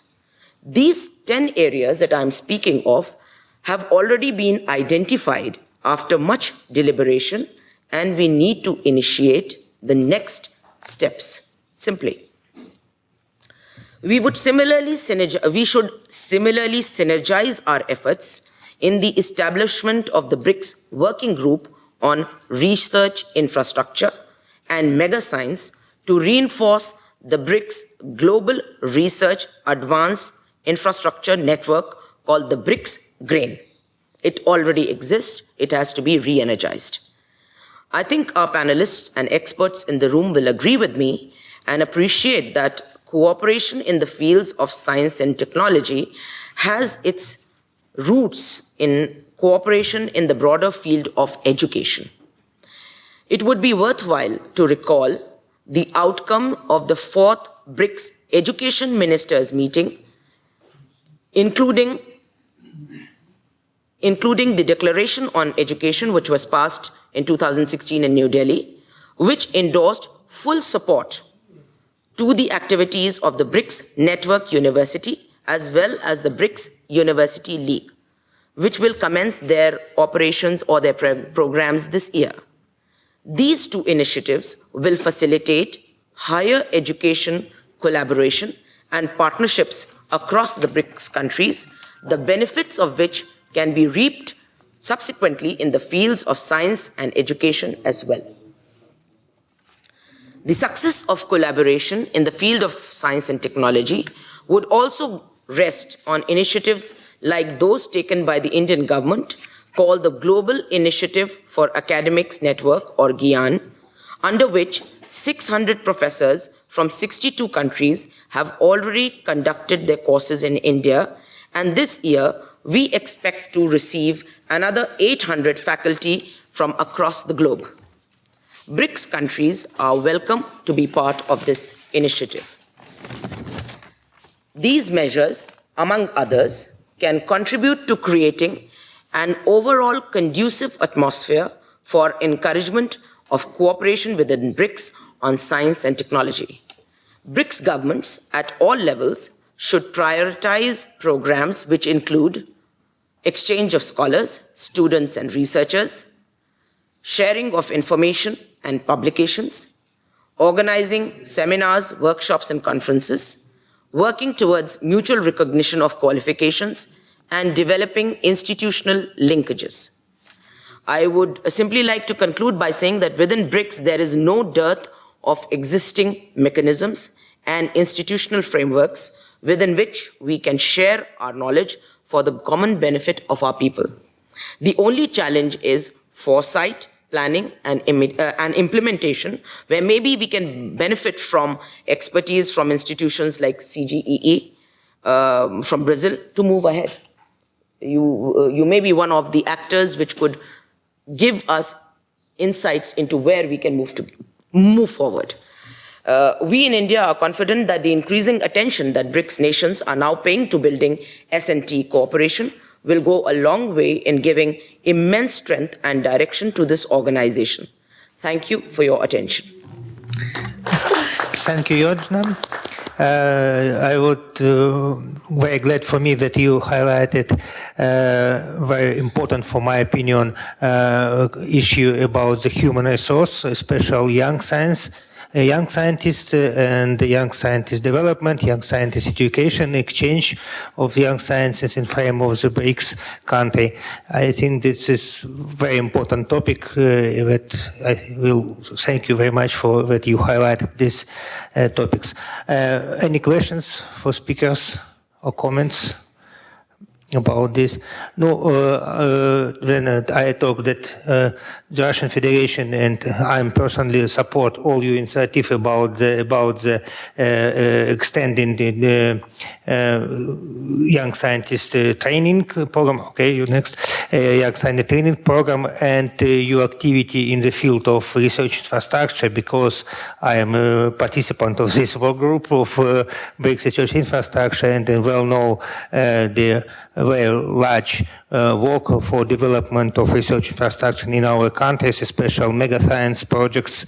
And I'll also welcome all institutes in BRICS country to involve to this process, take part in a mega science project with now development on the territory of Russian Federation and also in other territory of other country of the BRICS, of the BRICS Council of the BRICS community. Yes, I see that one next questions. Yes, it's again another kind of question / comment or piece of advice. Thank you for excellent presentation of the potential way forward in the collaboration. And in fact, I found the whole special event really inspiring. And I noticed, and in fact, I came because it was called a special workshop. And the comment is that perhaps you should try to transform this into a real workshop, because it's more of a lecture type of a special event seminar where we are learning a lot and we are exchanging ideas. But one possibility of making this a real workshop for BRIC is that you work over a full day or half a day, or maybe you organize an event whereby you try to co-create a roadmap for that collaboration. And there's plenty of expertise here at HSC in road mapping, and also a lot of data that Marsiu has shared. So within the framework of BRIC, you can transform this into a real workshop where the roadmap is there and an action plan on how to make this collaboration more real and objective in terms of what are the substance areas, what are the priority areas, maybe the grand challenges, maybe societal challenges based on different understanding of what is a societal challenge or a grand challenge. So the OECD colleague was already putting forward some definitions, but what are the common areas where ongoing research is happening, you have the data, or maybe what are the projections for future, the emerging data, so you might have a roadmap based on existing agendas and potentially future agendas based on emerging ones, and what if we start working on areas where you're not working together, for example, so it's a different type of roadmap. So I think this is a good idea, and I will be happy to see that implemented in the future, because I see a lot of potential here and for a real workshop. Thank you. One more comments.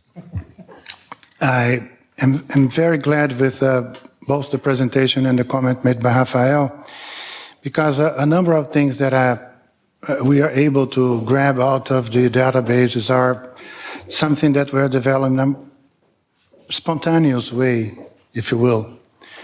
But I'm also glad to hear from the Embassy of India that there are institutional instruments in which the cooperation is going to be inscribed with the support of the governments, inducing ways and means and providing what's necessary for this to happen, institutionalized within the governments.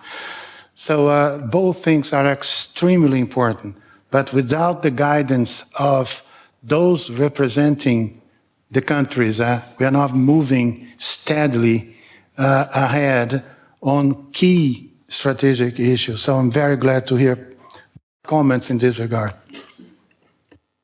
Thank you very much. Thank you very much for all comments, and thank you very much one more for presentation. One more, if it's all, then I invite to the next speaker, Günther Bender, from Embassy of South Republic of South Africa, with the presentation of prospects, science and technology in South Africa. Thank you very much, Mr. Anikеев. Well, actually, my presentation is not going to be on prospects. As my name is Günther Bender, I'm the third secretary political at the South African Embassy. And basically, my role here this evening was just to actually come and represent the South African Embassy. And we'd like to express our appreciation to the Higher School of Economics, to the Department for Science and Technology for hosting this BRICS workshop. I thought maybe what I could do is this evening is to provide a brief overview of cooperation within science and STI within BRICS institutional mechanisms, within the South African context to identify key actors, key government initiatives, and projects within the South African context. I think some of the presentations this evening was very interesting to see cooperation, tangible cooperation between BRICS countries. I think first of all, I would like to emphasize that I think the overall agenda within BRICS has expanded dramatically since its inception in 2010, since the first summit in Yekaterinburg. I think particularly what was interesting was that I was involved with the hosting of the 5th BRICS summit in eThekwini in South Africa in 2013. And I think already in 2013 in South Africa there were some key developments. For instance, in 2013 the BRICS Think Tanks Council was established. Under the BRICS Think Tanks Council, the BRICS Network Universities Initiative also developed. And at this, the Think Tanks Council identified key institutions from each country to coordinate broader research cooperation within BRICS. But I remember already in 2013 there were extensive discussions about research within BRICS countries, even creating of joint databases for cooperation, identifying institutions that could be involved, and there were even discussions around a secretariat. So already in 2013 there were discussions around this. I think also within the BRICS context we can note that every year there's a BRICS academic forum that is hosted prior to the annual summit. And this is also a very vibrant and dynamic forum where academics from across BRICS countries come together every year and they develop proposals and recommendations to the BRICS leaders. Perhaps within the framework of the BRICS Think Tanks Council, we can mention that there has already been one key publication that has been produced. It was actually the first draft. The BRICS Think Tanks Council developed a long-term vision or a long-term strategy for BRICS countries. And it was actually India that developed the first draft of this document.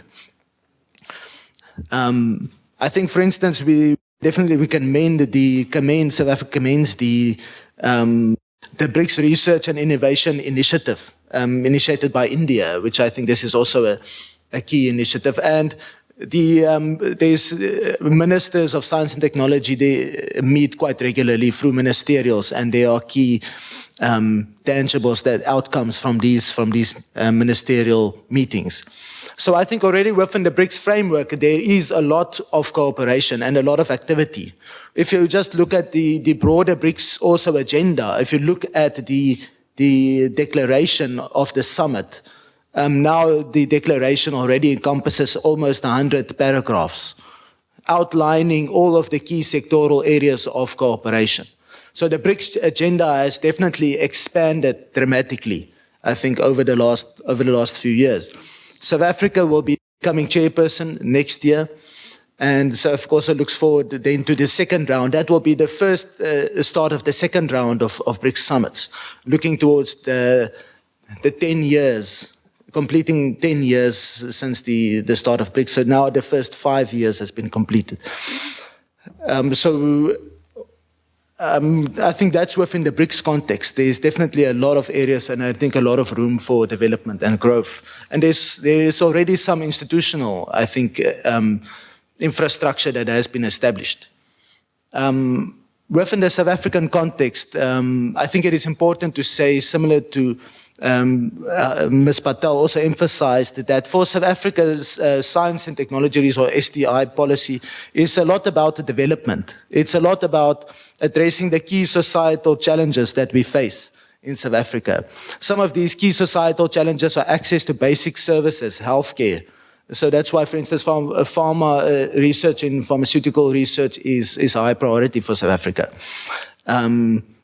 Providing affordable medicine and healthcare to the majority of South Africans. Also addressing key developmental challenges, such as addressing poverty and inequality. Infrastructure and rural development, for instance, are key challenges in South Africa.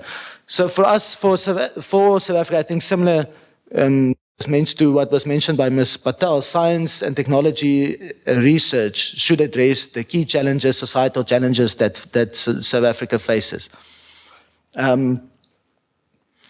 Saying that South Africa has some key institutions that are involved in STI policy, and that drives research. The government remains the biggest investor in research and development in South Africa. But there are some key institutions such as the Council for Scientific and Industrial Research, which is the major and primary research and development institution in South Africa. The CSIR accounts for about 10% of research and development in Africa. So it is, for South Africa, it's quite a significant, and it works closely, it falls under the it is an independent body, but it also cooperates closely with the Department of Science and Technology. Universities in South Africa also play a key role in research and development. Universities such as the University of Stellenbosch, that was also mentioned in the previous presentation, University of Cape Town, University of Pretoria, University of Johannesburg. So I think those are the four, I think, main universities that are major players in terms of research and development in South Africa. Other institutions such as the Council for Geoscience is involved in geomapping. Also, for instance, in geomapping to identify areas where there is seismic activity or where old mines might cause seismic activity that could cause degradation, for instance. So, for instance, already in the city of Johannesburg, there is a major geomapping process to identify areas where seismic activity could disrupt infrastructure or economic activity. Other institutions also, such as the National Research Foundation, is a major investor in research and providing grants for postgraduate research, for funding for research. There's also the Agricultural Research Council. In terms of international projects, South Africa is involved also in some major international projects, particularly in radio astronomy projects such as the Square Kilometre Array, which is a major international science and technology project, also with significant support and cooperation with BRICS countries. South Africa will share the Square Kilometre Array project with Australia. The first phase of the project will become operational in 2022. But this is a major radio astronomy project, which is, my understanding is it will be a network of satellites to understand the development of the universe, and is similar to maybe to what institutions such as CERN, research at CERN, what they are trying to do. South Africa, there's also other major radio astronomy projects such as the Meerkat project in South Africa. There's also an African network called the Africa Very Long Baseline Interferometry Network, which is an African initiative. And South Africa is also trying to bring these networks of radio astronomy projects and observatory projects under one national institution called the South African Radio Astronomy Observatory. For instance, in marine protection, there are research projects towards marine protection that is focused on satellite mapping, identifying illegal fishing, ecological disasters, impact of the ecological disasters. I know the Russian Ministry of Emergency Services also has a similar program of satellite tracking of where they can track a global ecological disasters, impact of oil spills, for instance, of fires, and so on. Also, a major focus for South Africa is a new strategic health innovation platform to fund research towards innovation in healthcare. In this regard, one of our scientists, professor and researchers, Professor Glenda Gray, has been voted Times Magazine's one of the most 100 influential people in the world because of her research in HIV. Also, another important area for South Africa is research towards vaccines, to provide cheap vaccines, generic medicine in this regard. And this is also a major government project, government-funded project.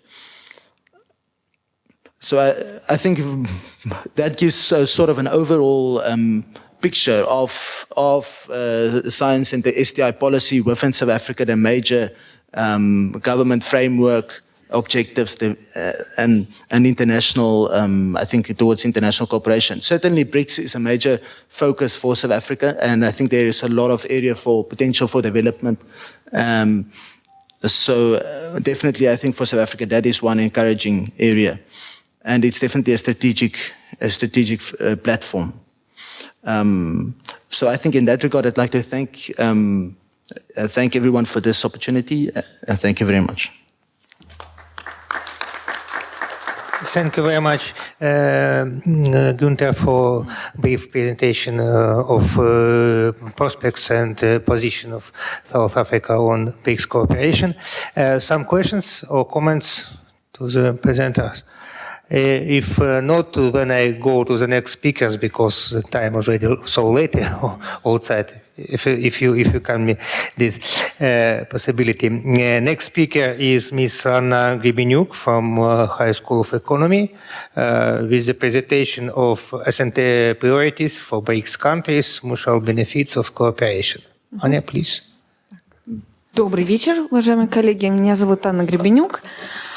И моя сегодняшняя презентация посвящена оценке возможностей развития международного научно-технологического сотрудничества стран БРИКС и определения приоритетов для максимально эффективного взаимодействия стран. Я постараюсь быть максимально короткой, так как мы значительно уже выбились из графика. В самом начале своего выступления хотела бы кратко дать оценку потенциала научно-технологического развития в странах БРИКС.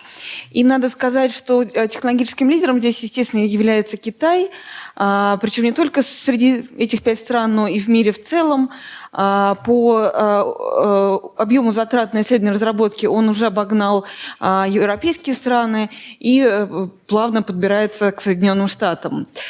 Другие страны гораздо отстают по этому показателю. Такая же ситуация наблюдается и в области обеспеченности научными кадрами. Надо сказать, что Россия здесь имеет достаточно прочные позиции, хотя количество ученых постоянно снижается. Если мы посмотрим на публикационную активность стран БРИКС, то они являются таким значимым элементом на международном ландшафте. При этом надо сказать, что 2/3 всех публикаций от стран БРИКС – это опять Китай. И если мы посмотрим на взаимодействие стран БРИКС между собой, то надо сказать, что ключевыми партнерами страны БРИКС друг для друга не являются. Они находятся на 10-х, 20-х, порой 30-х местах. В основном страны БРИКС взаимодействуют с США, с европейскими странами и с ближайшими соседями. При этом надо сказать, что по отдельным областям, таким как физика и астрономия, медицина и здравоохранение, технические науки, уже сложились устойчивые связи между странами БРИКС. Но по большинству областей таких вот устойчивых конструкций, к сожалению, пока нет. Поэтому мы видим, что есть очень большой потенциал для развития международного сотрудничества. И мы видим, что нам есть куда расти. И ключевым вопросом здесь является Вот, например, прошу прощения, например, здесь на слайде вы видите, что каждой из стран БРИКС есть что предложить другим странам. Сферы нашей специализации не пересекаются полностью, поэтому каждая страна имеет какие-то сильные и слабые стороны, и здесь мы можем найти общие точки соприкосновения. И как раз вопрос формирование общей системы приоритетов является первоочередным для того, чтобы запустить и интенсифицировать международное сотрудничество. При этом приоритеты должны быть сформулированы в нескольких аспектах. Это должны быть тематические, функциональные приоритеты, для того, чтобы через реализацию тематических направлений мы могли уже решать важнейшие социально-экономические задачи, которые стоят перед странами БРИКС. И в рамках своего исследования для определения приоритетов для стран мы использовали комбинированный подход, который сочетает в себе учет официальных положений в стратегических, прогнозных документах совместно с мнением экспертного сообщества. Наш проект состоял из нескольких этапов. Первый этап – это анализ всех возможных документов. И здесь мы анализировали прогнозные, стратегические документы и библиометрические базы данных, патентные базы данных. Затем были подготовлены базовые материалы, с учетом которых затем отбирались приоритеты научно-технологического сотрудничества. И на финальном этапе разрабатываются механизмы для реализации выделенных приоритетов. На протяжении всего проекта мы постоянно консультируемся с экспертами из стран БРИКС, получаем их поддержку. Так как выделенные приоритеты должны быть в первую очередь нацелены на решение важнейших социально-экономических задач, то в качестве важнейших критериев для определения приоритетов мы выделили следующие. Это вклад в экономический рост, это решение важнейших социальных проблем, обеспечение технологической безопасности и наличие потенциала для реализации этих приоритетов. А при этом мы отбирали приоритеты не на самом высоком уровне, а спускались ниже до уровня отдельных тематических областей. Именно они дают нам понимание, где находятся наиболее важные точки соприкосновения, где комбинация наших усилий может дать наибольший максимальный эффект. В самом начале нашей работы мы проанализировали больше 90 национальных документов и 20 международных документов. И должны сказать, что в целом, несмотря на то, что приоритеты, выделенные в разных странах, являются достаточно разрозненными, потому что они формировались в отрыве друг от друга под специальные конкретные цели, в целом страны БРИКС двигаются в одном направлении, и у нас очень много точек соприкосновения. На этом слайде представлены 14 крупных направлений, которые и задали всю структуру этого проекта. Эти направления как раз были сформированы на основе анализа прогнозных и стратегических документов. Каждое направление включает в себя от 4 до 9 конкретных тематических областей, и дальнейший наш анализ мы уже строили по этим областям.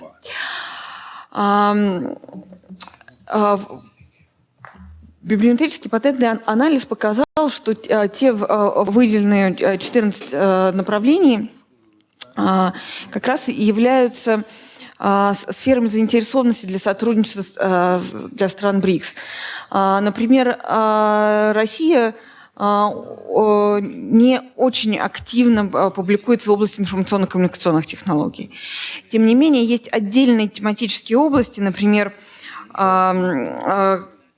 компьютерные науки, аппаратные средства, системная архитектура, где результаты исследований, проведенных в России, являются крайне востребованными.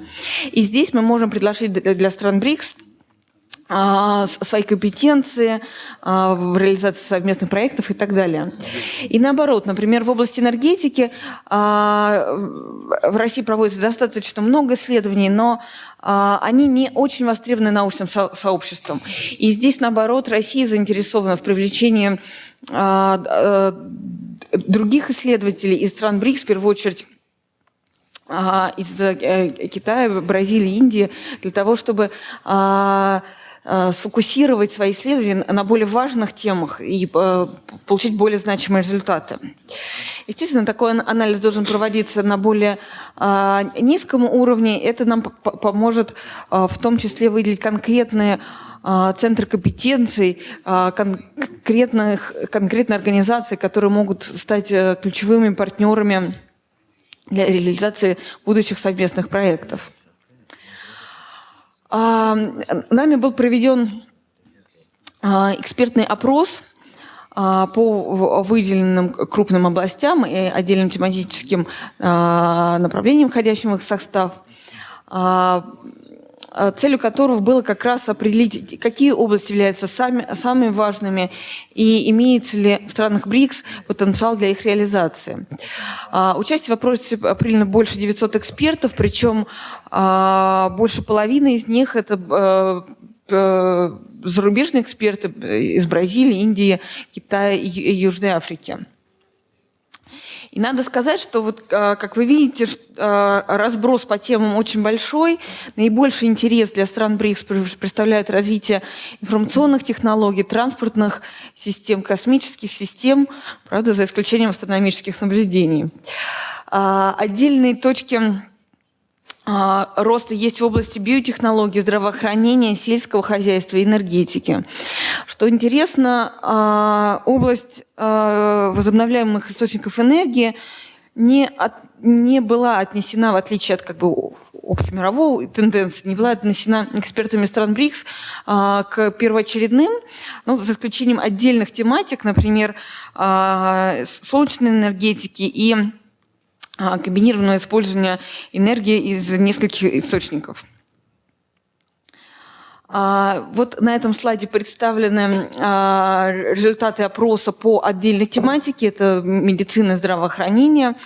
Цветом здесь показаны отдельные страны, а формы значков конкретные тематики. Здесь мы видим, опять же, есть достаточно широкий разброс мнений у экспертов, и это означает, что при формировании приоритетов мы должны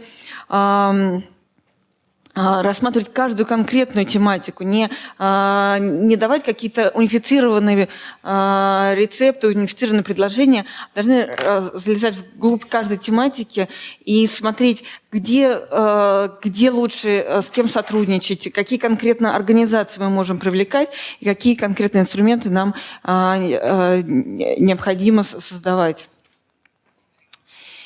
И в дальнейшем результаты опроса будут дополнены другой аналитикой, и каждая из конкретных тематических областей будет оценена с точки зрения ее важности и реализуемости. Для оценки важности мы также еще проведем анализ стратегических документов и целей развития стран БРИКС, в том числе с учетом анализа частот встречаемости этих тематик в документах, а также в больших данных.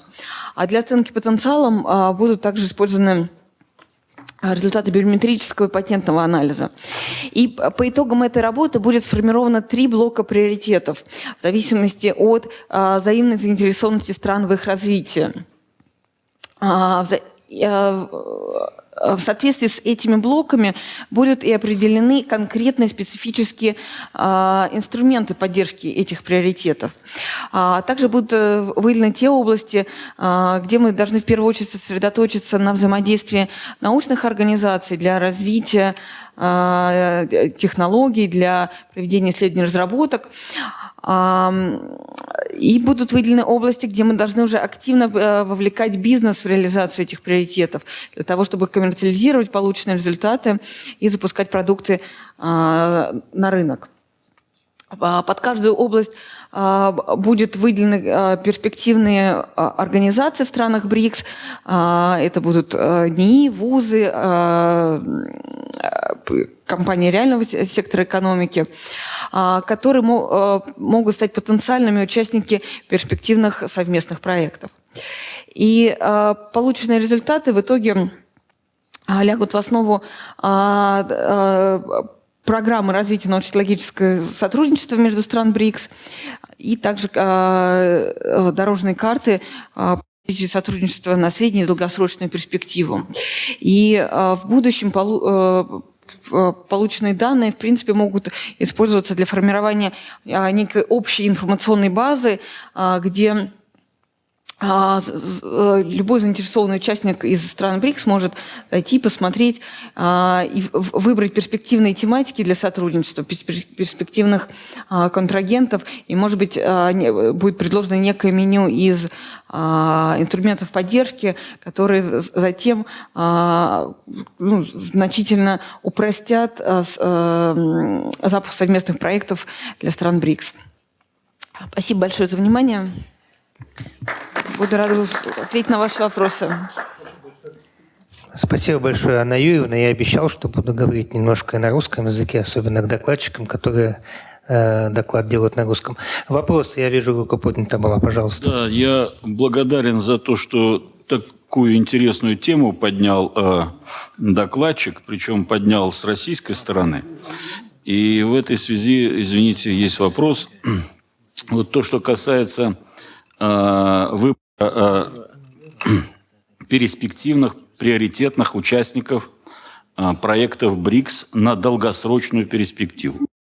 На основании какого метода вы предполагаете делать такой выбор и какие факты вы будете брать для того, чтобы к этим фактам применить ваш метод? Спасибо большое за вопрос. В первую очередь, я бы не сказала бы, что мы выбираем перспективных партнеров на долгосрочную перспективу не с той точки зрения, что это не будут долгосрочные проекты, а с той точки зрения, что эта информация должна постоянно обновляться и корректироваться, потому что спустя некоторое время, может быть, некоторые организации перестанут быть ключевыми центрами компетенций, а появятся какие-то новые организации, и здесь мы должны применять некий гибкий подход и постоянно анализировать тот ландшафт организации, который есть, и выбирать самые лучшие. Для этого мы планируем использовать целый комплекс методов. Это и библиометрический патентный анализ, это и анализ больших данных, и в том числе консультации с ведущими экспертами. Еще вопросы? У меня тогда будет вопрос-комментарий. То есть большое еще раз спасибо. Можно? Thank you so much for your good presentation. I might missed your explanation, but the priority issue, probably it depends on the situation for each country, but also depends on maybe like a wild card signals. So how can you explain for this the priority issue? Thank you a lot. Yes, you're right that wild cards and signals are very important, and we should take them into account. And here we think that strategic documents and goals of BRICS are already cover all these elements. But when we will describe a concrete thematic area, of course, we should note all risks, barriers, and wildcards that that are important to them, and we should note them in programs and roadmaps as mechanisms of their realization. Thank you for the answers. One more question, еще вопросы? Если нет, короткий комментарий. Вот мне очень понравился доклад с приоритетами, очень полезно. Просто пожелание, можно ли среди этих приоритетов разделить их на две группы? Приоритеты, которые есть как-то key technology, то есть приоритетные технологии в чистом виде, и приоритеты, которые все-таки есть цель использования их технологий. Я поясню свой вопрос. Например, биотехнологии, о которых сейчас говорились, они есть в приоритетах. И есть приоритет, например, там, здравоохранение, медицина. Да? Понятно, что внутри здравоохранения и медицины биотехнология играет большую роль. Поэтому при анализе получается, что как бы биотехнология включена там, включена сквозная технология. Она же в сельском хозяйстве, она же еще в кучу мест. Вот. А интересно бы сделать приоритеты по применению технологий, так как это сделано в стратегии научно-технологического развития. Вот такую еще доводку сделать, и тогда это будет очень, конечно, полезно, вот, ну, чтобы было в чистом виде применение технологий. И отдельно можно приоритетные технологии, которые развиваются для применения, как в матрице, то есть по одной координате и по другой. Спасибо большое.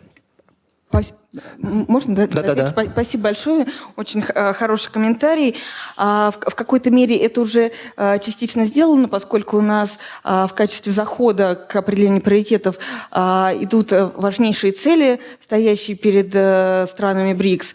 И здесь есть вот эта связка. Но вот согласна, здесь можно дальше приоритеты поделить на платформенные, сквозные и, так сказать, целевые. Да. Дать вот такую характеристику, мы обязательно это сделаем. Спасибо. Спасибо. Спасибо большое. Если нет больше вопросов, тогда я перейду к кратенькому подведению итогов, заключению, вот, как обещал. Как обещал по-русски, значит, ну давайте приступим к дискуссии финальной. Кто-то хочет, пожалуйста. Please. Так, я в порядке дискуссии. Я здесь представляю Российскую академию наук из РАН, отрасль горнодобывающая промышленность. Я впервые в вашем заведении. Мне лично очень все понравилось. Большое всем спасибо. Приду к себе, расскажу. Правда, есть и критическое замечание. Я здесь почти не услышал ни разу, так сказать, о нашей Академии наук. Нас и не пригласили, как будто мы и существуем. А ведь у нас мощная наука, фундаментальная и прочее, и отраслевая в том числе. Я представляю горнодобывающую промышленность. У нас полно конференций в разных странах, полно народу, везде нас, так сказать, уважают, все. Если бы нас пригласили, мы бы тоже бы выступили. А здесь как-то вот такая, типа между собойчика, извиняюсь за выражение. Но, видимо, это специфика вашей конференции. Как говорится, претензий нет. Ну и у меня такой вопрос. У нас принято все труды издавать. Вот у меня вопрос, как здесь, будут ли издавать труды вашего совещания? Хотя бы мы познакомились, и это на будущее приняли бы участие. Спасибо. Спасибо за комментарий. Значит, я вот просто, как можно возьму как председатель, немножко отвечу. Вот в докладе Екатерины Александровны Стрельцовой я очень сильно подметил, что когда она говорила про организации, которые участвуют в коллаборациях, анализировала это, то в российской организации стояли как раз институты Академии наук. Правда, к вам приписали и Московский государственный университет, и НПО «Вектор», но все равно это все стояло. Поэтому Российская академия наук была озвучена, и озвучена с очень высокой трибуны, как именно организация Российской академии наук, ну, собственно, участвующие в разработке биотехнологий с российской стороны. Значит, что касается результатов, то я тут тоже хотел поддержать вас. Значит, у меня большая просьба к организаторам конференции, значит, по запросу или издать какие-то труды сегодняшней сессии, или по запросу распространить их между участниками конференции, если, конечно, докладчики не будут против. Я могу in English. I propose to distribute the material of our today meetings between our participants on request if our speakers agree with this idea. Вот. Еще будут комментарии? Пожалуйста. Я хотел бы продолжить вкратце эту тему Российской академии наук и сообщить, что вот сейчас в зале рядом с президиумом находится вице-президент Всемирной ассоциации сельхозмашиностроения Болонья, значит, профессор Олег Степанович Марченко. И если президиум сочтет такую возможность, я бы просил ему предоставить слово на 1-2 минуты, чтобы он прокомментировал возможность сотрудничества стран БРИКС в области сельского хозяйства, если это устроит всех. Если участники сегодняшнего митинга еще не устали, потому что мы серьезно перебрали время, я думаю, что нужно воспользоваться такой возможностью, 2-3 минуты. Вот. Хорошо? Спасибо большое. Я конкретно занимаюсь механизацией сельского хозяйства уже много-много лет, 55 лет, да? Вот. И страны ШОС, страны БРИКС то же самое потихоньку мы охватываем. В основном-то мы сотрудничаем со всем миром сейчас. По крайней мере, по приглашению штатов, я 25 штатов объездил за 3 месяца, Италию за 2 месяца и так далее, Японию то же самое. И везде изымал оттуда опыт и так далее. У меня разработаны хорошие разработки, которые рекомендованы в производство. Путин лично подписал производство. Это такие комплексы универсальные, которые мы оснащаем навесными орудиями и заменяем все самоходные комбайны. Понимаете? Самоходный комбайн – это вот, будем говорить, двигатель, все, колеса, корпус, сзади бункер. И вот он проработал 172 часов в году и стоит круглый год. А у меня универсальное средство, я спереди жатки, сзади бункер, одну культуру убрал, поменял, вторую культуру, третью культуру и так далее. Потом обработка почвы, внесение удобрений, посев, то же самое, все за этим. Вот почему у меня, например, Джиабин, Китай, он мне просит: Олег, давай. Массимо Гальдони, Италия, то же самое. Но я знаю одно: пока я не внедрю здесь, я не имею права. А я внедрил только первых комплексов 12 тысяч комплектов по 8 машин, а вторых, которые вот сейчас вот Путин подписал, 13 адаптеров на базе 2 ОС.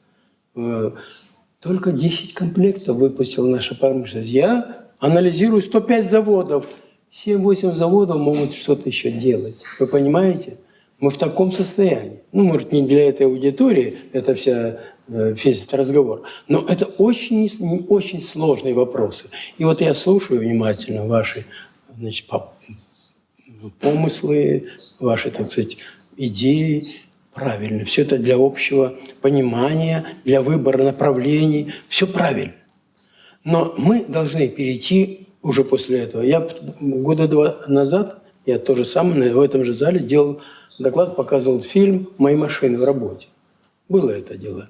Вот. Но я что хочу сказать. Нам нужно конкретизировать наши проблемы. А они сейчас – продовольственная безопасность России. Самое главное. Мы 50% продовольствия ввозим из-за рубежа. Ну куда это годится? Огромная страна с такими агроресурсами.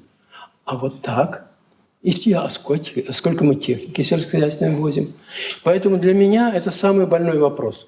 Правильно, есть очень много интересных задумок и так далее, по всем направлениям, по всем областям жизни, и медицины, и так далее, и образования, и все.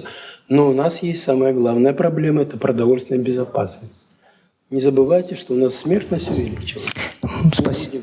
И так далее. Короче говоря, я считаю, что очень все полезно. Но я сейчас завязан и с Китаем, и с Японией, и с Италией, и с другими, и в частности, и в Индии делал несколько раз доклады. То есть я хочу, значит, чтобы мы как-то конкретизировали, приблизили к насущным проблемам нашим. Вот, конкретно. Надо будет, пожалуйста, фильм можно показать там, и так далее, доклады. Ну, в общем, я очень благодарю вас за то, что я здесь присутствую.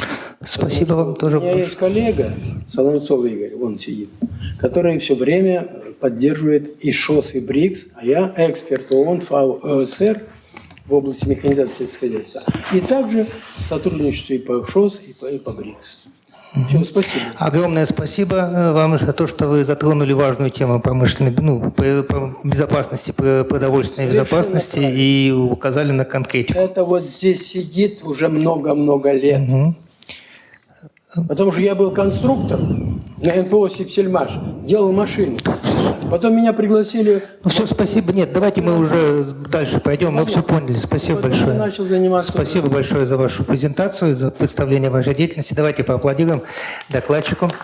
Значит, ну и давайте, значит, я бы на правах чаймена, значит, подвел итог нашего сегодняшнего встречи. Мне тоже очень все понравилось. Мы действительно детально поговорили о, значит, сотрудничестве, научно-техническом сотрудничестве в рамках БРИКС и прошлись вот всю логическую цепочку от больших вызовов, то есть подискутировали на предмет challenges и общих, и частных для каждой страны. Потом через красивые презентации систем, которые позволяют нам анализировать нашу кооперацию и коллаборацию с конкретными примерами на основе сквозной биотехнологии. После этого, значит, ну, обсудили вот как раз, как можно из этой всей системы получать приоритеты наши, как существующие, так и будущие приоритеты, по которым нам сотрудничать. И также получили очень интересные предложения по развитию наших научно-технических коллабораций от представителей стран БРИКС. Я думаю, что сегодняшняя наша дискуссия и презентация была очень полезна, и я надеюсь на продолжение дальнейшего сотрудничества в рамках нашей замечательной БРИКС-коллаборации. Спасибо всем за работу и за активное участие. Да, вот я передаю теперь микрофон организаторам. 2 слова от наших хостс, от хозяев. Thank you very much, Mr. Anikеев. Actually, I would like to express our sincere gratitude to everybody who is still here. But not only, I would like to thank our guests from abroad and everybody who made this presentation during these 2 days. It seems it's been a very long day today and yesterday, but anyway, we learned a lot. Me personally learned a lot, and I hope you too have some new knowledge which you might use in your future activities. And so I would like to thank everybody and to express again our sincere gratitude to all people who participate in this event. I hope in next year we'll be here again. We'll have another conference and we'll discuss new issues, maybe with more knowledge which we'll gain during the next year. And then now, so thank you very much. We finish at this point, and I would like to ask everybody to be here, to come here. We'll make a group picture here. Okay, thank you.